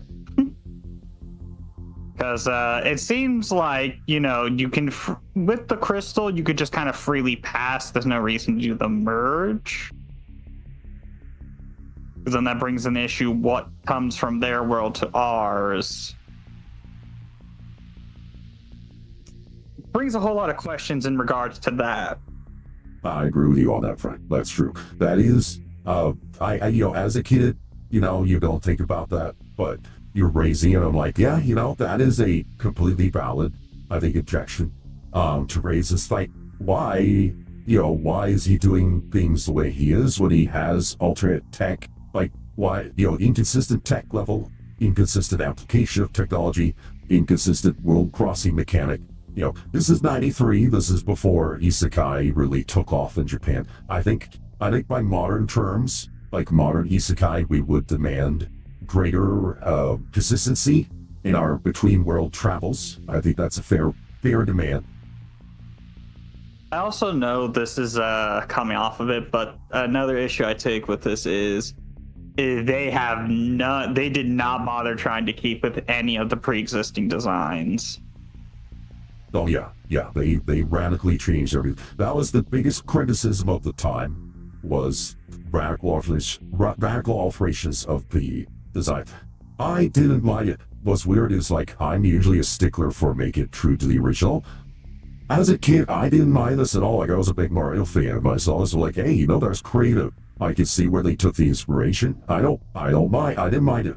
A lot of people did though. The Shy Guys, I was fine with. I mean, yeah, a more realistic depiction you could probably get away with, even though they went more GIMP with it. It's still like you could do something similar, but for the Goombas, they're not even like there's not even a uniform look. It's just big body, small head. Bowser, like, they didn't even bother going with like a weird mutant look. Like, well, why are you king? He's a unique one. You know, fucking T-Rex crossed with, like, they could have at least gone with his design a bit more instead of just, oh, I'm just a T-Rex, but I'm just a fugly looking one, because when they de-evolved him, that didn't even look like a T-Rex. Right. Yeah, he looked like also, he's a small ass T-Rex. Yeah, he was like a weird mutant T-Rex kind of thing. Yeah. So they could have went with that for, like, how did he become leader? Oh, he's a rare fucking breed and stronger than the rest. Because very much he shows I rule through power, which makes me question, how the fuck do you get into a position of power when you have none to back it up? Because physically he is not that strong, especially, like, why would you want to listen to somebody who's a fucking giant germaphobe? You were a mighty T-Rex and you're scared of getting germs on your hand? Are you fucking kidding me? He's not a silver-tongued fucking dude, so it's just like... Because at least in the normal thing, you could see why Bowser became king. He is like, you can't challenge him. Yes, that is... Like, he became king because the motherfucker can throw hands, and at least his guys do respect him because he cares for them in some way. True. That is one aspect the Illumination movie does better, is they do establish, like, if the Mario Brothers were not there, Koopa can, like, 1v many of most of the other kingdoms just on his own. Like, Donkey Kong and Peach, while formidable fighters, the two of them, Bowser can womp both of them. It's only thanks to the Mario Brothers being there that it turns the tide against Bowser. Like, it takes a 4v1 to match Bowser's strength, as he's very, very powerful. But yes, and you're right, Dennis Hopper here, they don't give him the strength necessarily, but they also don't give him the cunning, as you say, the silver tongue. Like, it's funny, it's fun to watch, but the material they hand Dennis Hopper to work with does not support. I think if they had, now, the writers had given him more because of they've had Bowser side. be comedic. They've had him in situations where it's comedic, but it doesn't, like, take away overall the threat Bowser is. Right. This is just like, well, how do you get in that position? You were born, you're a spoiled brat who's born into it, but he's not part of the royal family. So how the fuck did you get into that position? Yeah. With another thing being, how did you get people to make the de-evolution gun and had nobody be like, hey, you know what I'm gonna do with this? Blast your ass because you're fucking incompetent. True. That you are correct on that. When I say I like Dennis Hopper's Koopa, I mainly mean I like Dennis Hopper's performance as Koopa. He does a very good job with the material he's given. But yes, as you point out, the material he's given, it's not the best. It's not the best. I would say Jack Black got better material to work with. That's just, but no, I agree with you. The shortcomings. Yeah, because they had hero. no show of power from him. It was all just, well, this is all pre-established. It's like, how though? Because they technically, because I'm sorry to say, that was more of a they became human, yes, which is good evolution.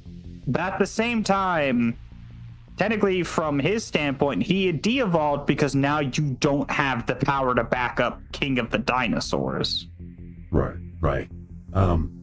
There's some reference there when he mocks Yoshi for being a throwback. I guess there's some feeling that, taking humanoid form is more advanced than remaining in the original reptilian. So there's some kind of sensation there. But yeah, as you point out, it's like, well, does he have, is he stronger than the others? We don't see any feats of strength from him. Which, yes, I agree. That is disappointing. It very much, because it seems like Mario could fucking fight him. Yeah. And he always resorted to guns instead of just... It would have made more sense if the threat was he didn't walk around with guns and would just fucking throw hands.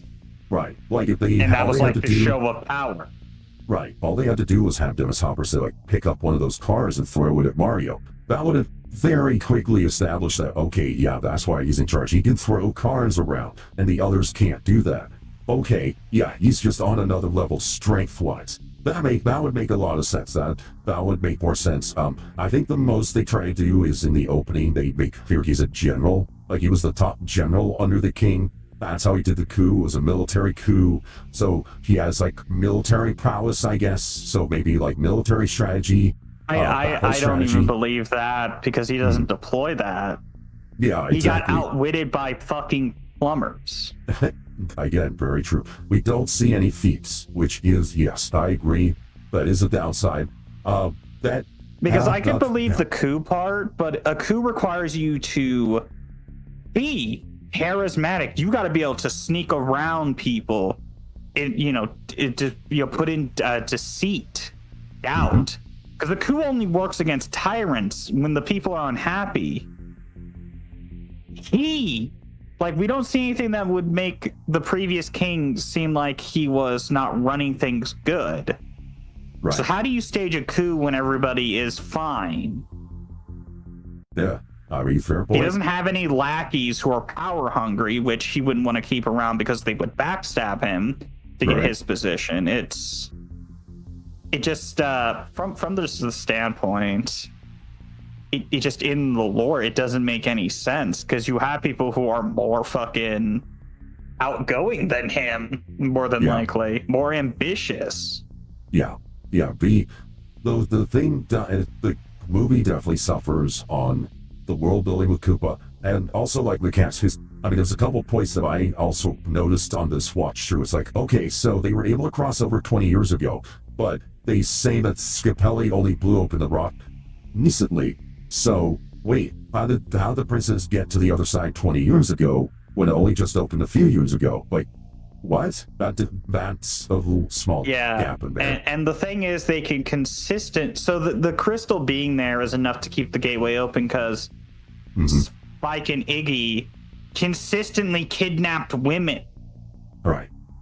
So once the crystal crossed over, it was holding the portal open. Like that, okay, but you know what, that's fine. The other one is, how did Bowser know that Daisy kept the crystal with her at all times? You don't know that. You never met her. Like, you don't know that Daisy would keep the crystal with her. For all you know, maybe she pawned it off to get a set of drums. You don't know that. The crystal might be completely gone. Yeah, so they would have had no way of finding Daisy without the crystal.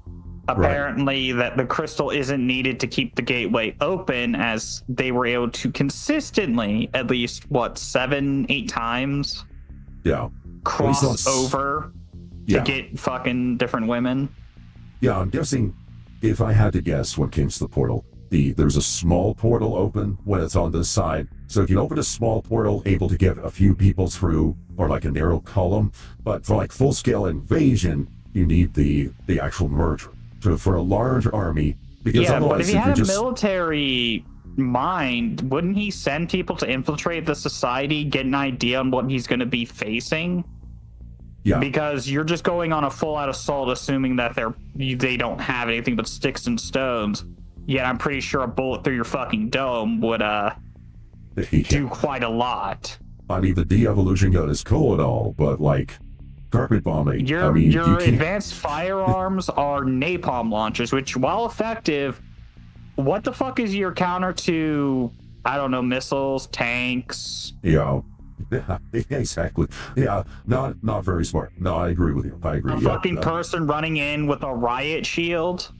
Yeah. So I'm assuming the de-evolution gun can't pierce. Yeah, there does not. Well, no, we see that it does not, because remember, Mario blocks it with the holding up a mushroom. So it just locks onto whatever the closest thing is. So, yeah.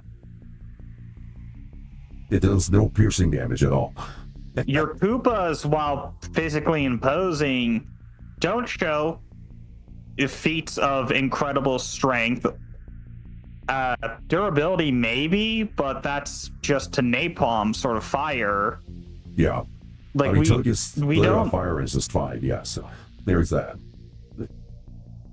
Yeah, it's the issue of where I don't see how, like, an full-on invasion would do much for them. They have, like, the de-evolution gun at best would help demoralize, but once they figure out, like, okay, we'll just move them with the tank, and then you guys are just like, well, shit.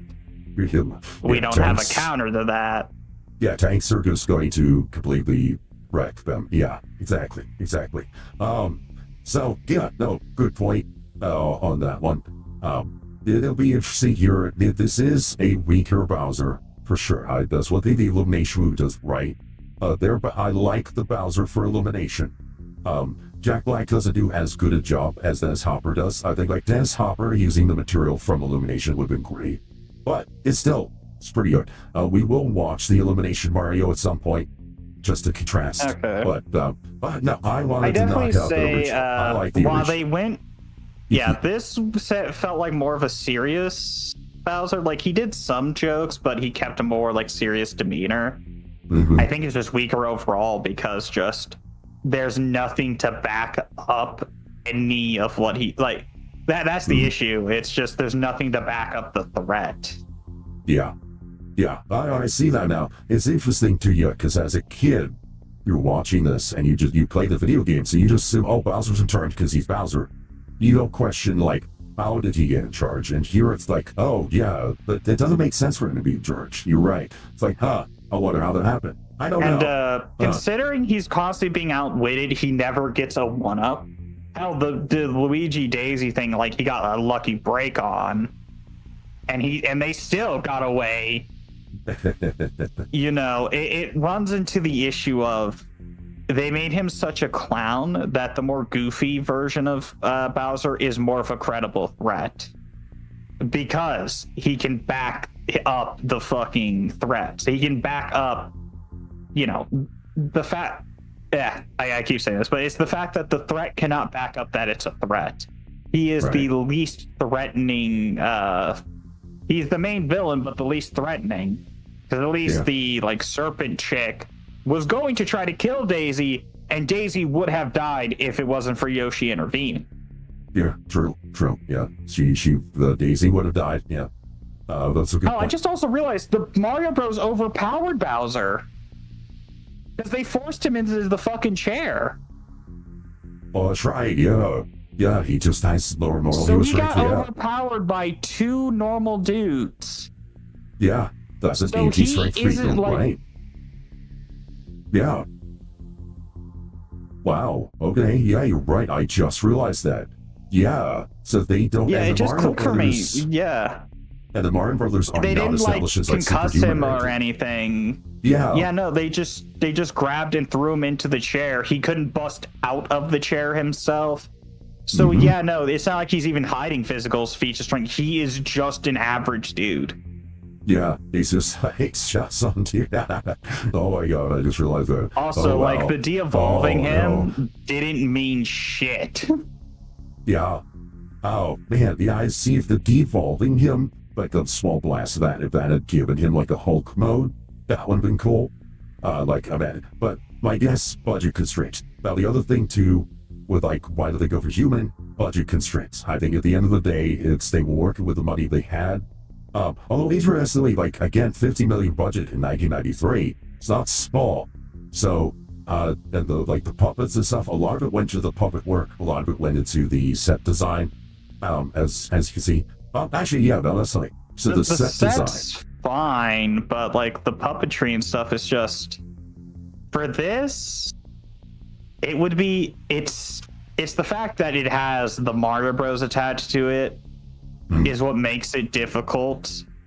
If this was a separate movie, it'd be a little better, but because you're trying to fit the Mario stuff into it, it just doesn't make any sense considering the way they went about everything. Okay. Because even if they want to go because it's also Mario, it's just because we have pre-established looks for these things, and you went the complete opposite way. Genuinely, remove the Mario. I will say this: remove the Mario fucking tag to it. Replace Mario and Luigi's names with something similar sounding. Would you believe this is a Mario movie? Right. Yeah. Exactly. That was again a common complaint. It's this doesn't feel like Mario. To a lot of people, and I'm okay, yeah. For me, I just saw it as it's a fun kind of cyberpunk thing. The aesthetic to me was always very interesting. I like the leads, Bob Hoskins and I could know. Yeah, no, the leads and stuff they're fine, but the movie as a whole is just this isn't Mario. Okay. This feels like a separate entire entity to itself. Like I said, it would be a decent standalone movie, but with the Mario Bros attached to it, it leads to more scrutiny because there's just nothing. Yeah. There is not a single thing outside of Mario and Luigi, and they don't get their iconic look till toward the end of the movie. So it's just if it wasn't for that, realistically, would people have gone to see it? All right. I should point out the opening narrator was Dan Castellaneta. You know him as Homer Simpson. So they had Homer Simpson doing the opening narration in this movie.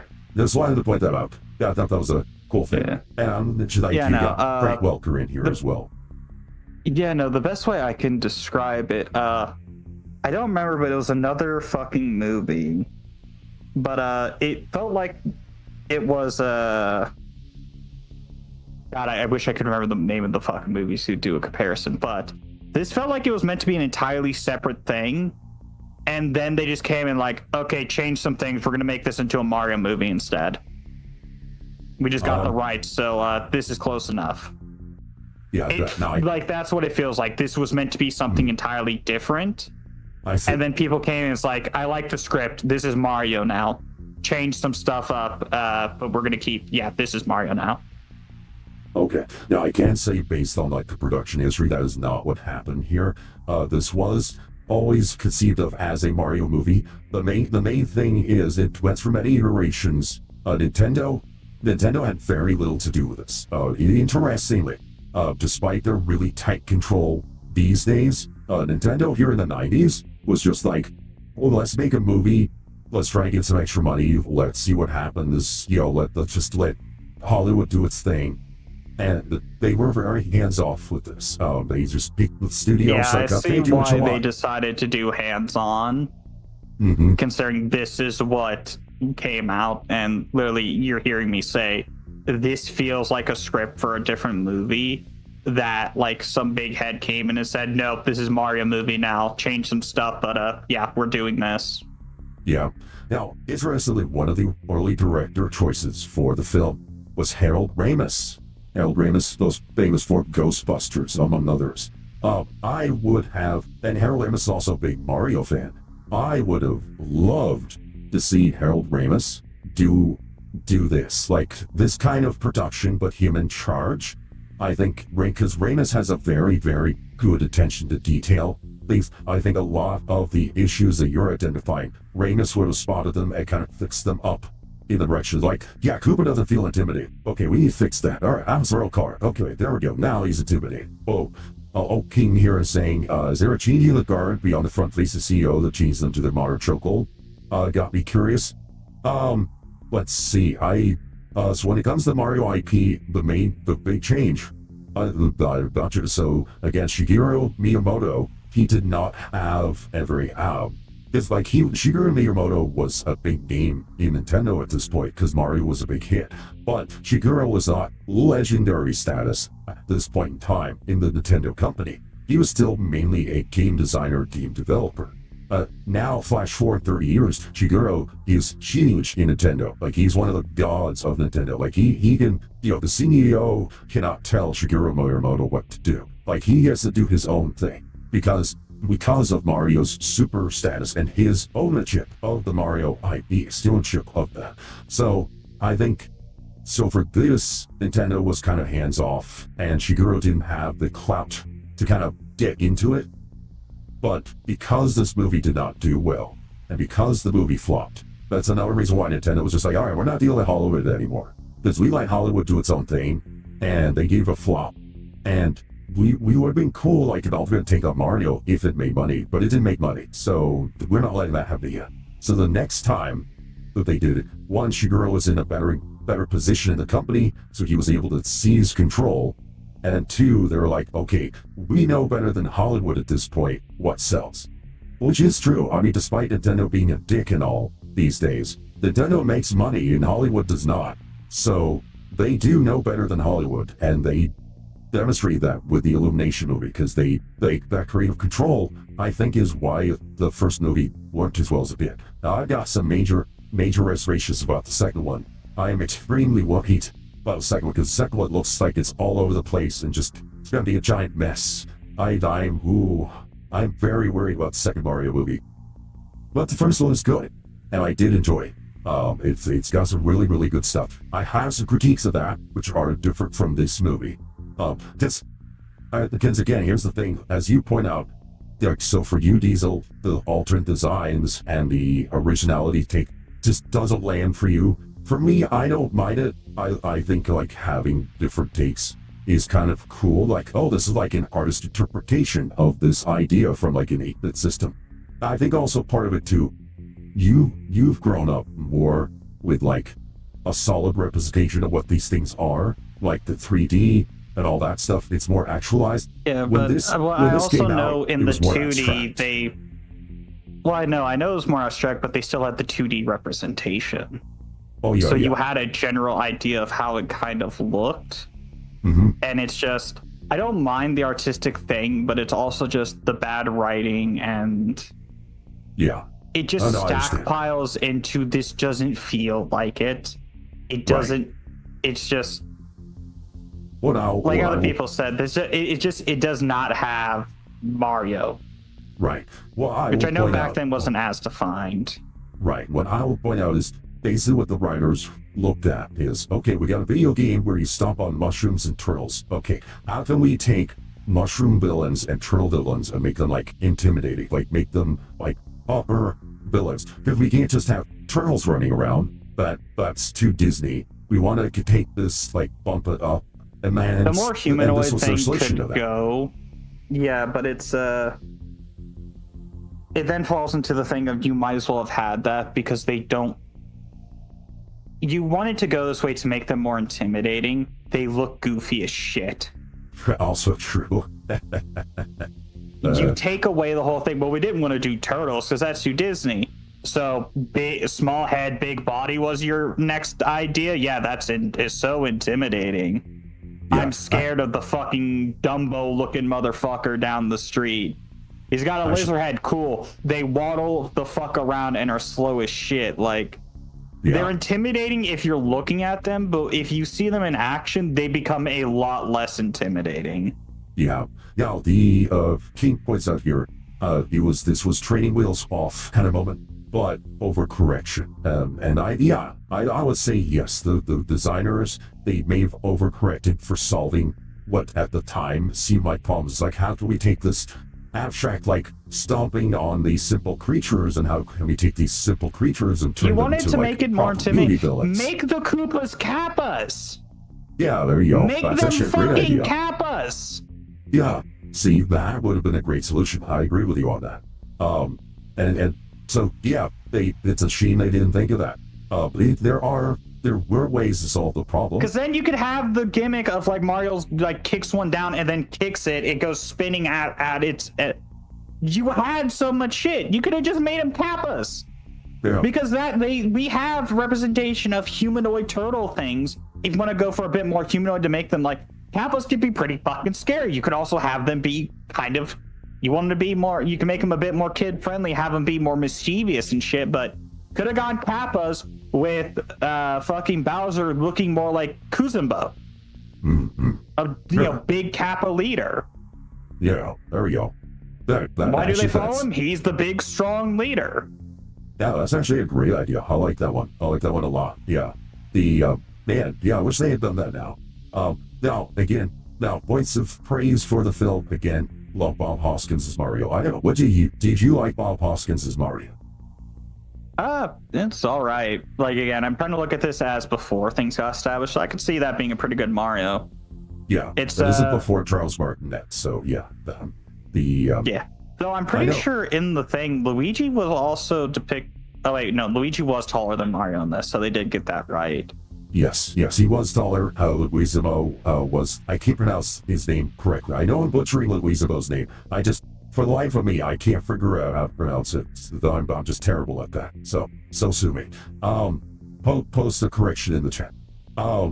But yeah, I like Bob Hoskins' Mario. I felt he nailed it. He had the proper intensity, the proper, like, older brother vibe to him, and yeah, it could do its another thing they could have done if they wanted to do a good set design. You could have gone with, like, why is this a Mushroom Kingdom? Oh, there's a lot of mushrooms. They've kind of incorporated their buildings into this, kind of built around some of them. You could have done it like that instead of just the weird slime fungus that leaned into, like, body horror. Yeah, because that could have been more childlike. It's just, oh, what'd you do to my dad? Oh, come to the center room. He's a giant mushroom. Yeah, I think also that was another criticism the movie had, is the film tries to be a bit for older kids. However, the primary fans of Mario at this time were still on the younger side, because, like, when this movie came out, I wasn't even a teenager audience. Yet. Yeah, I wasn't even a teenager yet. So, and I was not on the old side of a Mario fan there. So yeah, it was a little much for, like, little kids, which also did not help the demo. So yeah. Hey, imagine some kids looking at that and being scared, like, of watching just a slime ball slowly descend out of a fucking sack. So it fails on so many, like, fronts. Because you want to make it, you should have gone more childlike. Again, should have made them into Kappas. or something similar to Kappas. If you would, because we didn't want to copy the Teenage Mutant Ninja Turtles. How's the fuck you want to do humanoid turtles? Okay, again, safe bet, Kappas. Teenage Mutant Ninja Turtles can't say shit because you can say, well, these were inspired off Kappas. Yeah, actually, that's a great idea. Now I want, now I legit want to see, because like, you could make them intimidating, and Kappas were known to at least be kind of strong and intimidating because they would go and drown fucking kids. Or no, it wasn't just kids; they would drown you. Fuck around, find out they dragged you into the water. They were stronger than humans. So it can also add to the fucking threat of like, well, why are they intimidating? Because these motherfuckers are stronger than humans and would also make them more threatening for the invasion. Your average fucking Koopa soldier, stronger than your average human. Yeah. And you give them some decent fucking weaponry, have it to where they can retract into their shells, which are hard as fucking shit and are durable. Yeah. And have Bowser, you could have him looking like a big Kappa, spikes on the shell. You could have done so much. Now for the Goombas, I'm not entirely sure. You can make them weird fungus creatures because the Goombas can kind of represent, kind of look like some weird fungus. So you could have it kind of lean into that. Okay. They're from the part of it, and they just serve King Koopa. That's like I like this interesting take, like sort of like in a more adult, they either basically, they try to go this middle road. We didn't even need to make it more older. adult. Like if you can have the Kappas, because like not a lot of people know about Kappas, but you can have their design, make them a bit more kid friendly, have them play off. They're more mischievous and gremlin like. And you can do it more adult themed with the Kappas or more kid friendly. Just have it show like they're about the half size of Mario and Luigi, but they're stronger than them. They can manhandle them if need be. And have to where King Koopa has no issue manhandling their asses. Yeah. With this, so I think the general criticism then is the designs didn't go far enough. Like they could have been even more creative if they'd gone back further. And the lack of feats, lack of any straight thief, again, anti-feat. Dennis Hopper Cooper is just a dude. As which is a takeaway. So he's less intimidating than the video game counterpart.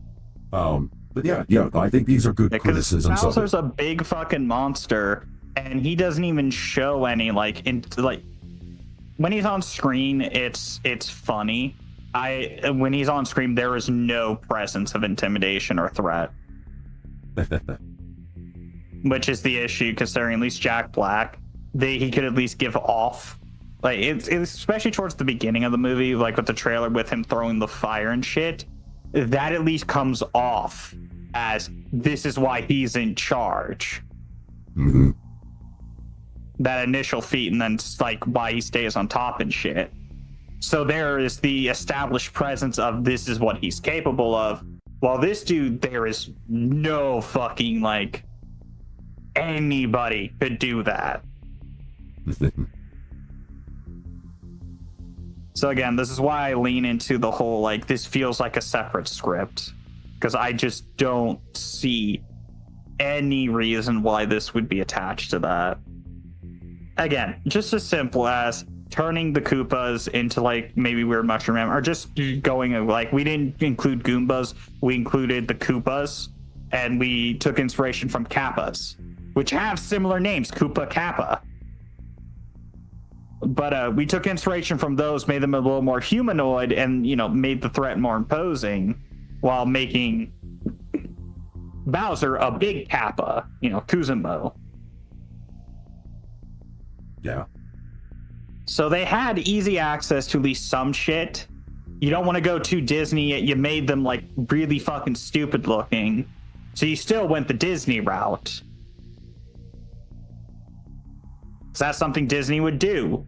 Small head, big body. That's meant to represent dumb but strong, but they're not even really that fucking strong.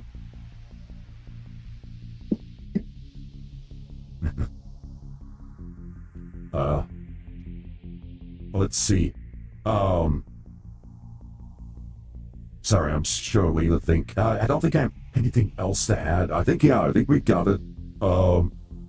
Yeah, so, I mean, no, actually, do you like the Luigi Daisy show? And I could see it like again, this is before anything was established, so having Luigi like and that having him be genuinely interested in that stuff, I think that's fine. Yeah. It's a good way to build a relationship is having a shared interest. He's really into science stuff. She is an archaeologist. Well, I also So mean, right up his alley. Yeah, I also mean in general, like Luigi and Daisy are commonly paired today in a lot of Fanon works. So it's like Mario, Peach, Daisy, and Luigi. I don't know. Do you favor Daisy and Luigi in general? I don't see a reason why not. I don't really see Luigi with anybody else. Okay, that makes sense. The part, yeah, I support it as well. I just only just realized it's like, wait, yeah, like the main romance here is the Luigi. It's actually funny. Like it's the Luigi and the princess in this one. Normally Mario gives princess. Like no, this one actually gives it to Luigi. So that's kind of cool. I did like that. Let's see. I'm trying to think what else. Again, this is the only this one of the comic early time to see the princess's dad too. The dad, I mean, I wish they would bring back the dad. It's like in the comics, the comic books. Did you ever read the Mario comics? These are from the 80s. They were published by Nintendo. Okay. You can still find them online. They're worth it. They are fun. I enjoy them. I actually own a hardcover, a very old hardcover of the Mario comics. I got it from was it Spags? Something. I forgot where I got it from, but it was like, but I own the hardcover of the comics. I still managed to keep those, and probably those are hard to get a little bit like in physical print, but online you can find them. They are neat. They are neat because they show you what writers was thinking when it came to the Mario universe way back in the 80s, while everything was still very new. This is back when Nintendo Power would run comic adaptations. So you had the Zelda comics, the adaptation of Link to the Past. I think it was Link to the Past, or what was the first Super Nintendo Zelda game? Do you remember? I don't. Darn. Okay. I don't think it was Link's Awakening was Game Boy. I think Link to the Past was the first Super Nintendo. Someone can correct me on that one. But there was a video game adaptation or comic book adaptation for it and ran in Nintendo Power. I know Nintendo Power also had Super Metroid and a Super Metroid comic that ran in Nintendo Power. I read those as a kid. But that was a lot of fun. But this is back in the day where comic adaptations of games was a thing that Nintendo you know, to try to get some extra money on manga. Now, of course, we would call it manga, but back then it was just, oh no, this is a comic because it was printed, printed in American format. They flipped the images, that kind of thing. But man, but okay. Trying to think, preserve the notes. Sorry, mind blanking a little bit. All right. We will watch the animated Mario later on, so we hear a contrast here. I wish, oh, by the way, and for those wondering, I did invite Cookie to join us. Cookie was not able to join. She's got a family emergency right now. But in case anyone was wondering, I have been making clear to Cookie she could join us. It's just she has not been able to do the stuff going on. So for anyone wondering, where's Cookie? It's just a case of, she's got stuff going on. Same with Pip's got a lot going on as well. Hopefully, programming note, we're going to do Disney's Robin Hood next week. And hopefully, Pip will be able to join us for that. Pip is a furry artist, so Disney's Robin Hood, I think is the most influential furry work. I think, are arguably the most influential furry work that Disney has made. Other than the TV shows and stuff, of course. Disney Afternoon, of course, launched a lot of furries, but I think Disney's Robin Hood, really, boosted the furry fandom. I think that one's a big one for it. Because Jungle Book doesn't count. Jungle Book is furries, because they're animals. They're just talking animals. Furries will point out that talking animals, not furry. Ants were more morphic. When you start dressing them in human clothes and having them move as humans, that's fur. So Disney Robin Hood is furry, but Jungle Book is not. So, worth pointing out. Then it goes to Tailspin, which actually did anthropomorphize the Jungle Book cast. Although Baloo does appear in Disney's Robin Hood as Little John. But yeah, we'll on to that. That was a request for Brandy Bottom, so I want to get that one knocked out as well. But we're also going to take care of the new Running Man. Since watch the old one, want to watch the new one. Oh boy, it's not very good, but get prepared to be disappointed, but it's okay. It's a remake. Oh, here's how that's going to play out. Oh no.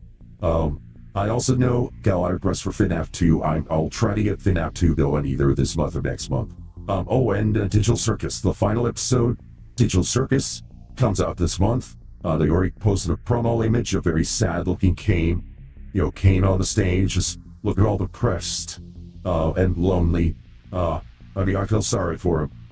No, I don't. Kane is arguably,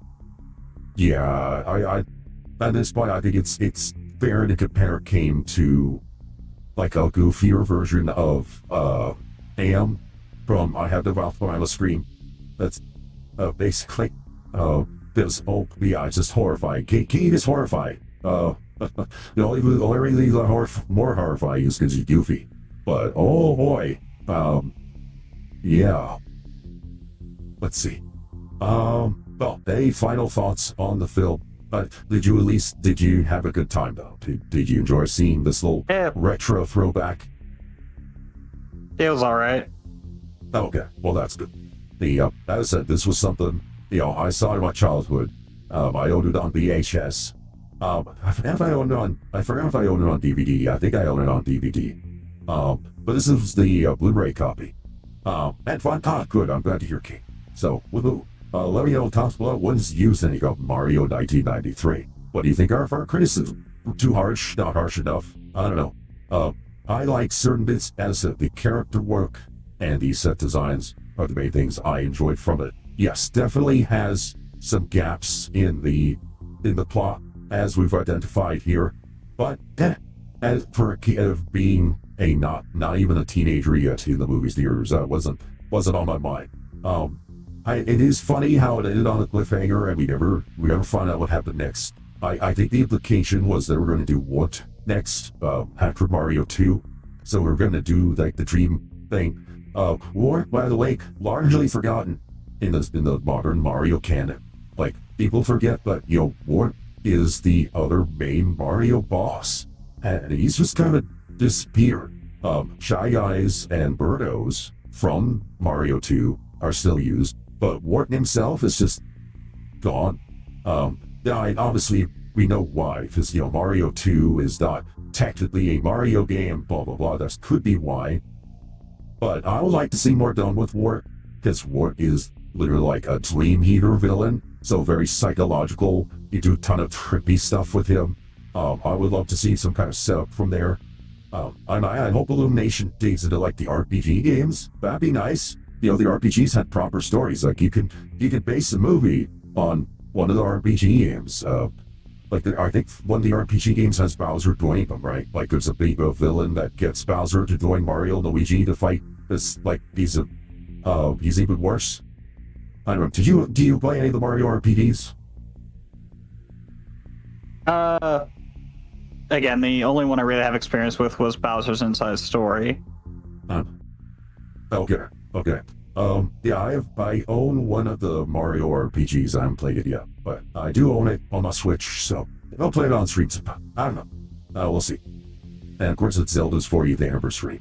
So Diesel, would you want to watch the 1980s Zelda cartoon?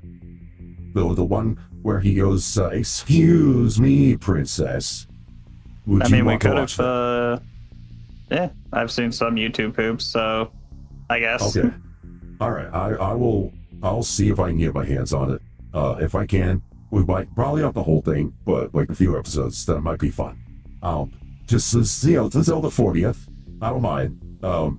I have no idea how their cartoon will hold up today. To be clear, I have not watched a single episode of that cartoon since it first aired in the 80s. That was a childhood thing. I watched that after school. So like way back when, in the old days, we had network, so normal network television, so like your CBS, your NBC, and things like that. I know after school, so like after like 2 or 3 p.m., they would show cartoons. So like kids coming home from school could tune in and watch cartoons, like Disney Afternoon, for example, on ABC.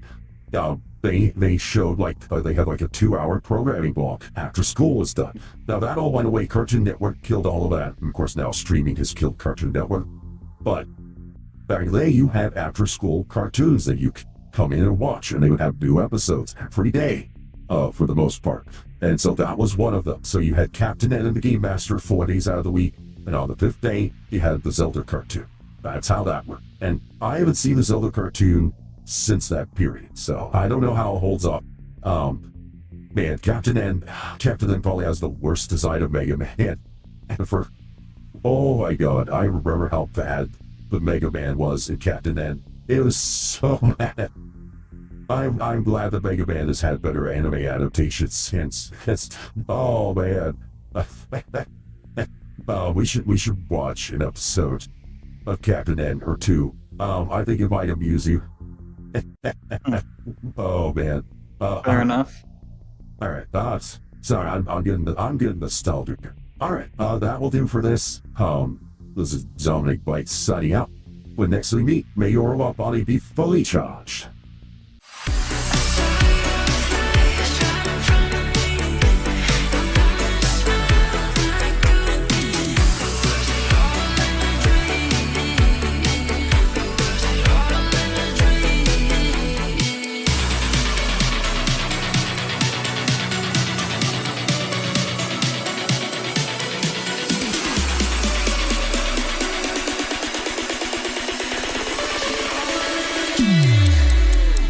Dominic Bytes, you productive little devil. Hey, yes, welcome to the stream, Dominic Bytes. Hopefully everything works out for you, buddy. Hey, Dominic. How are you? Hi, Dom. Welcome. Hey, Dom, how's it going? Hi, Dominic. Hi, Dominic. Hi, Dominic. Sorry, guys. Dominic is, a friend of ours. Hey, Dominic Bytes. Welcome. Welcome on by. Hello, Dominic. Hello. How you doing?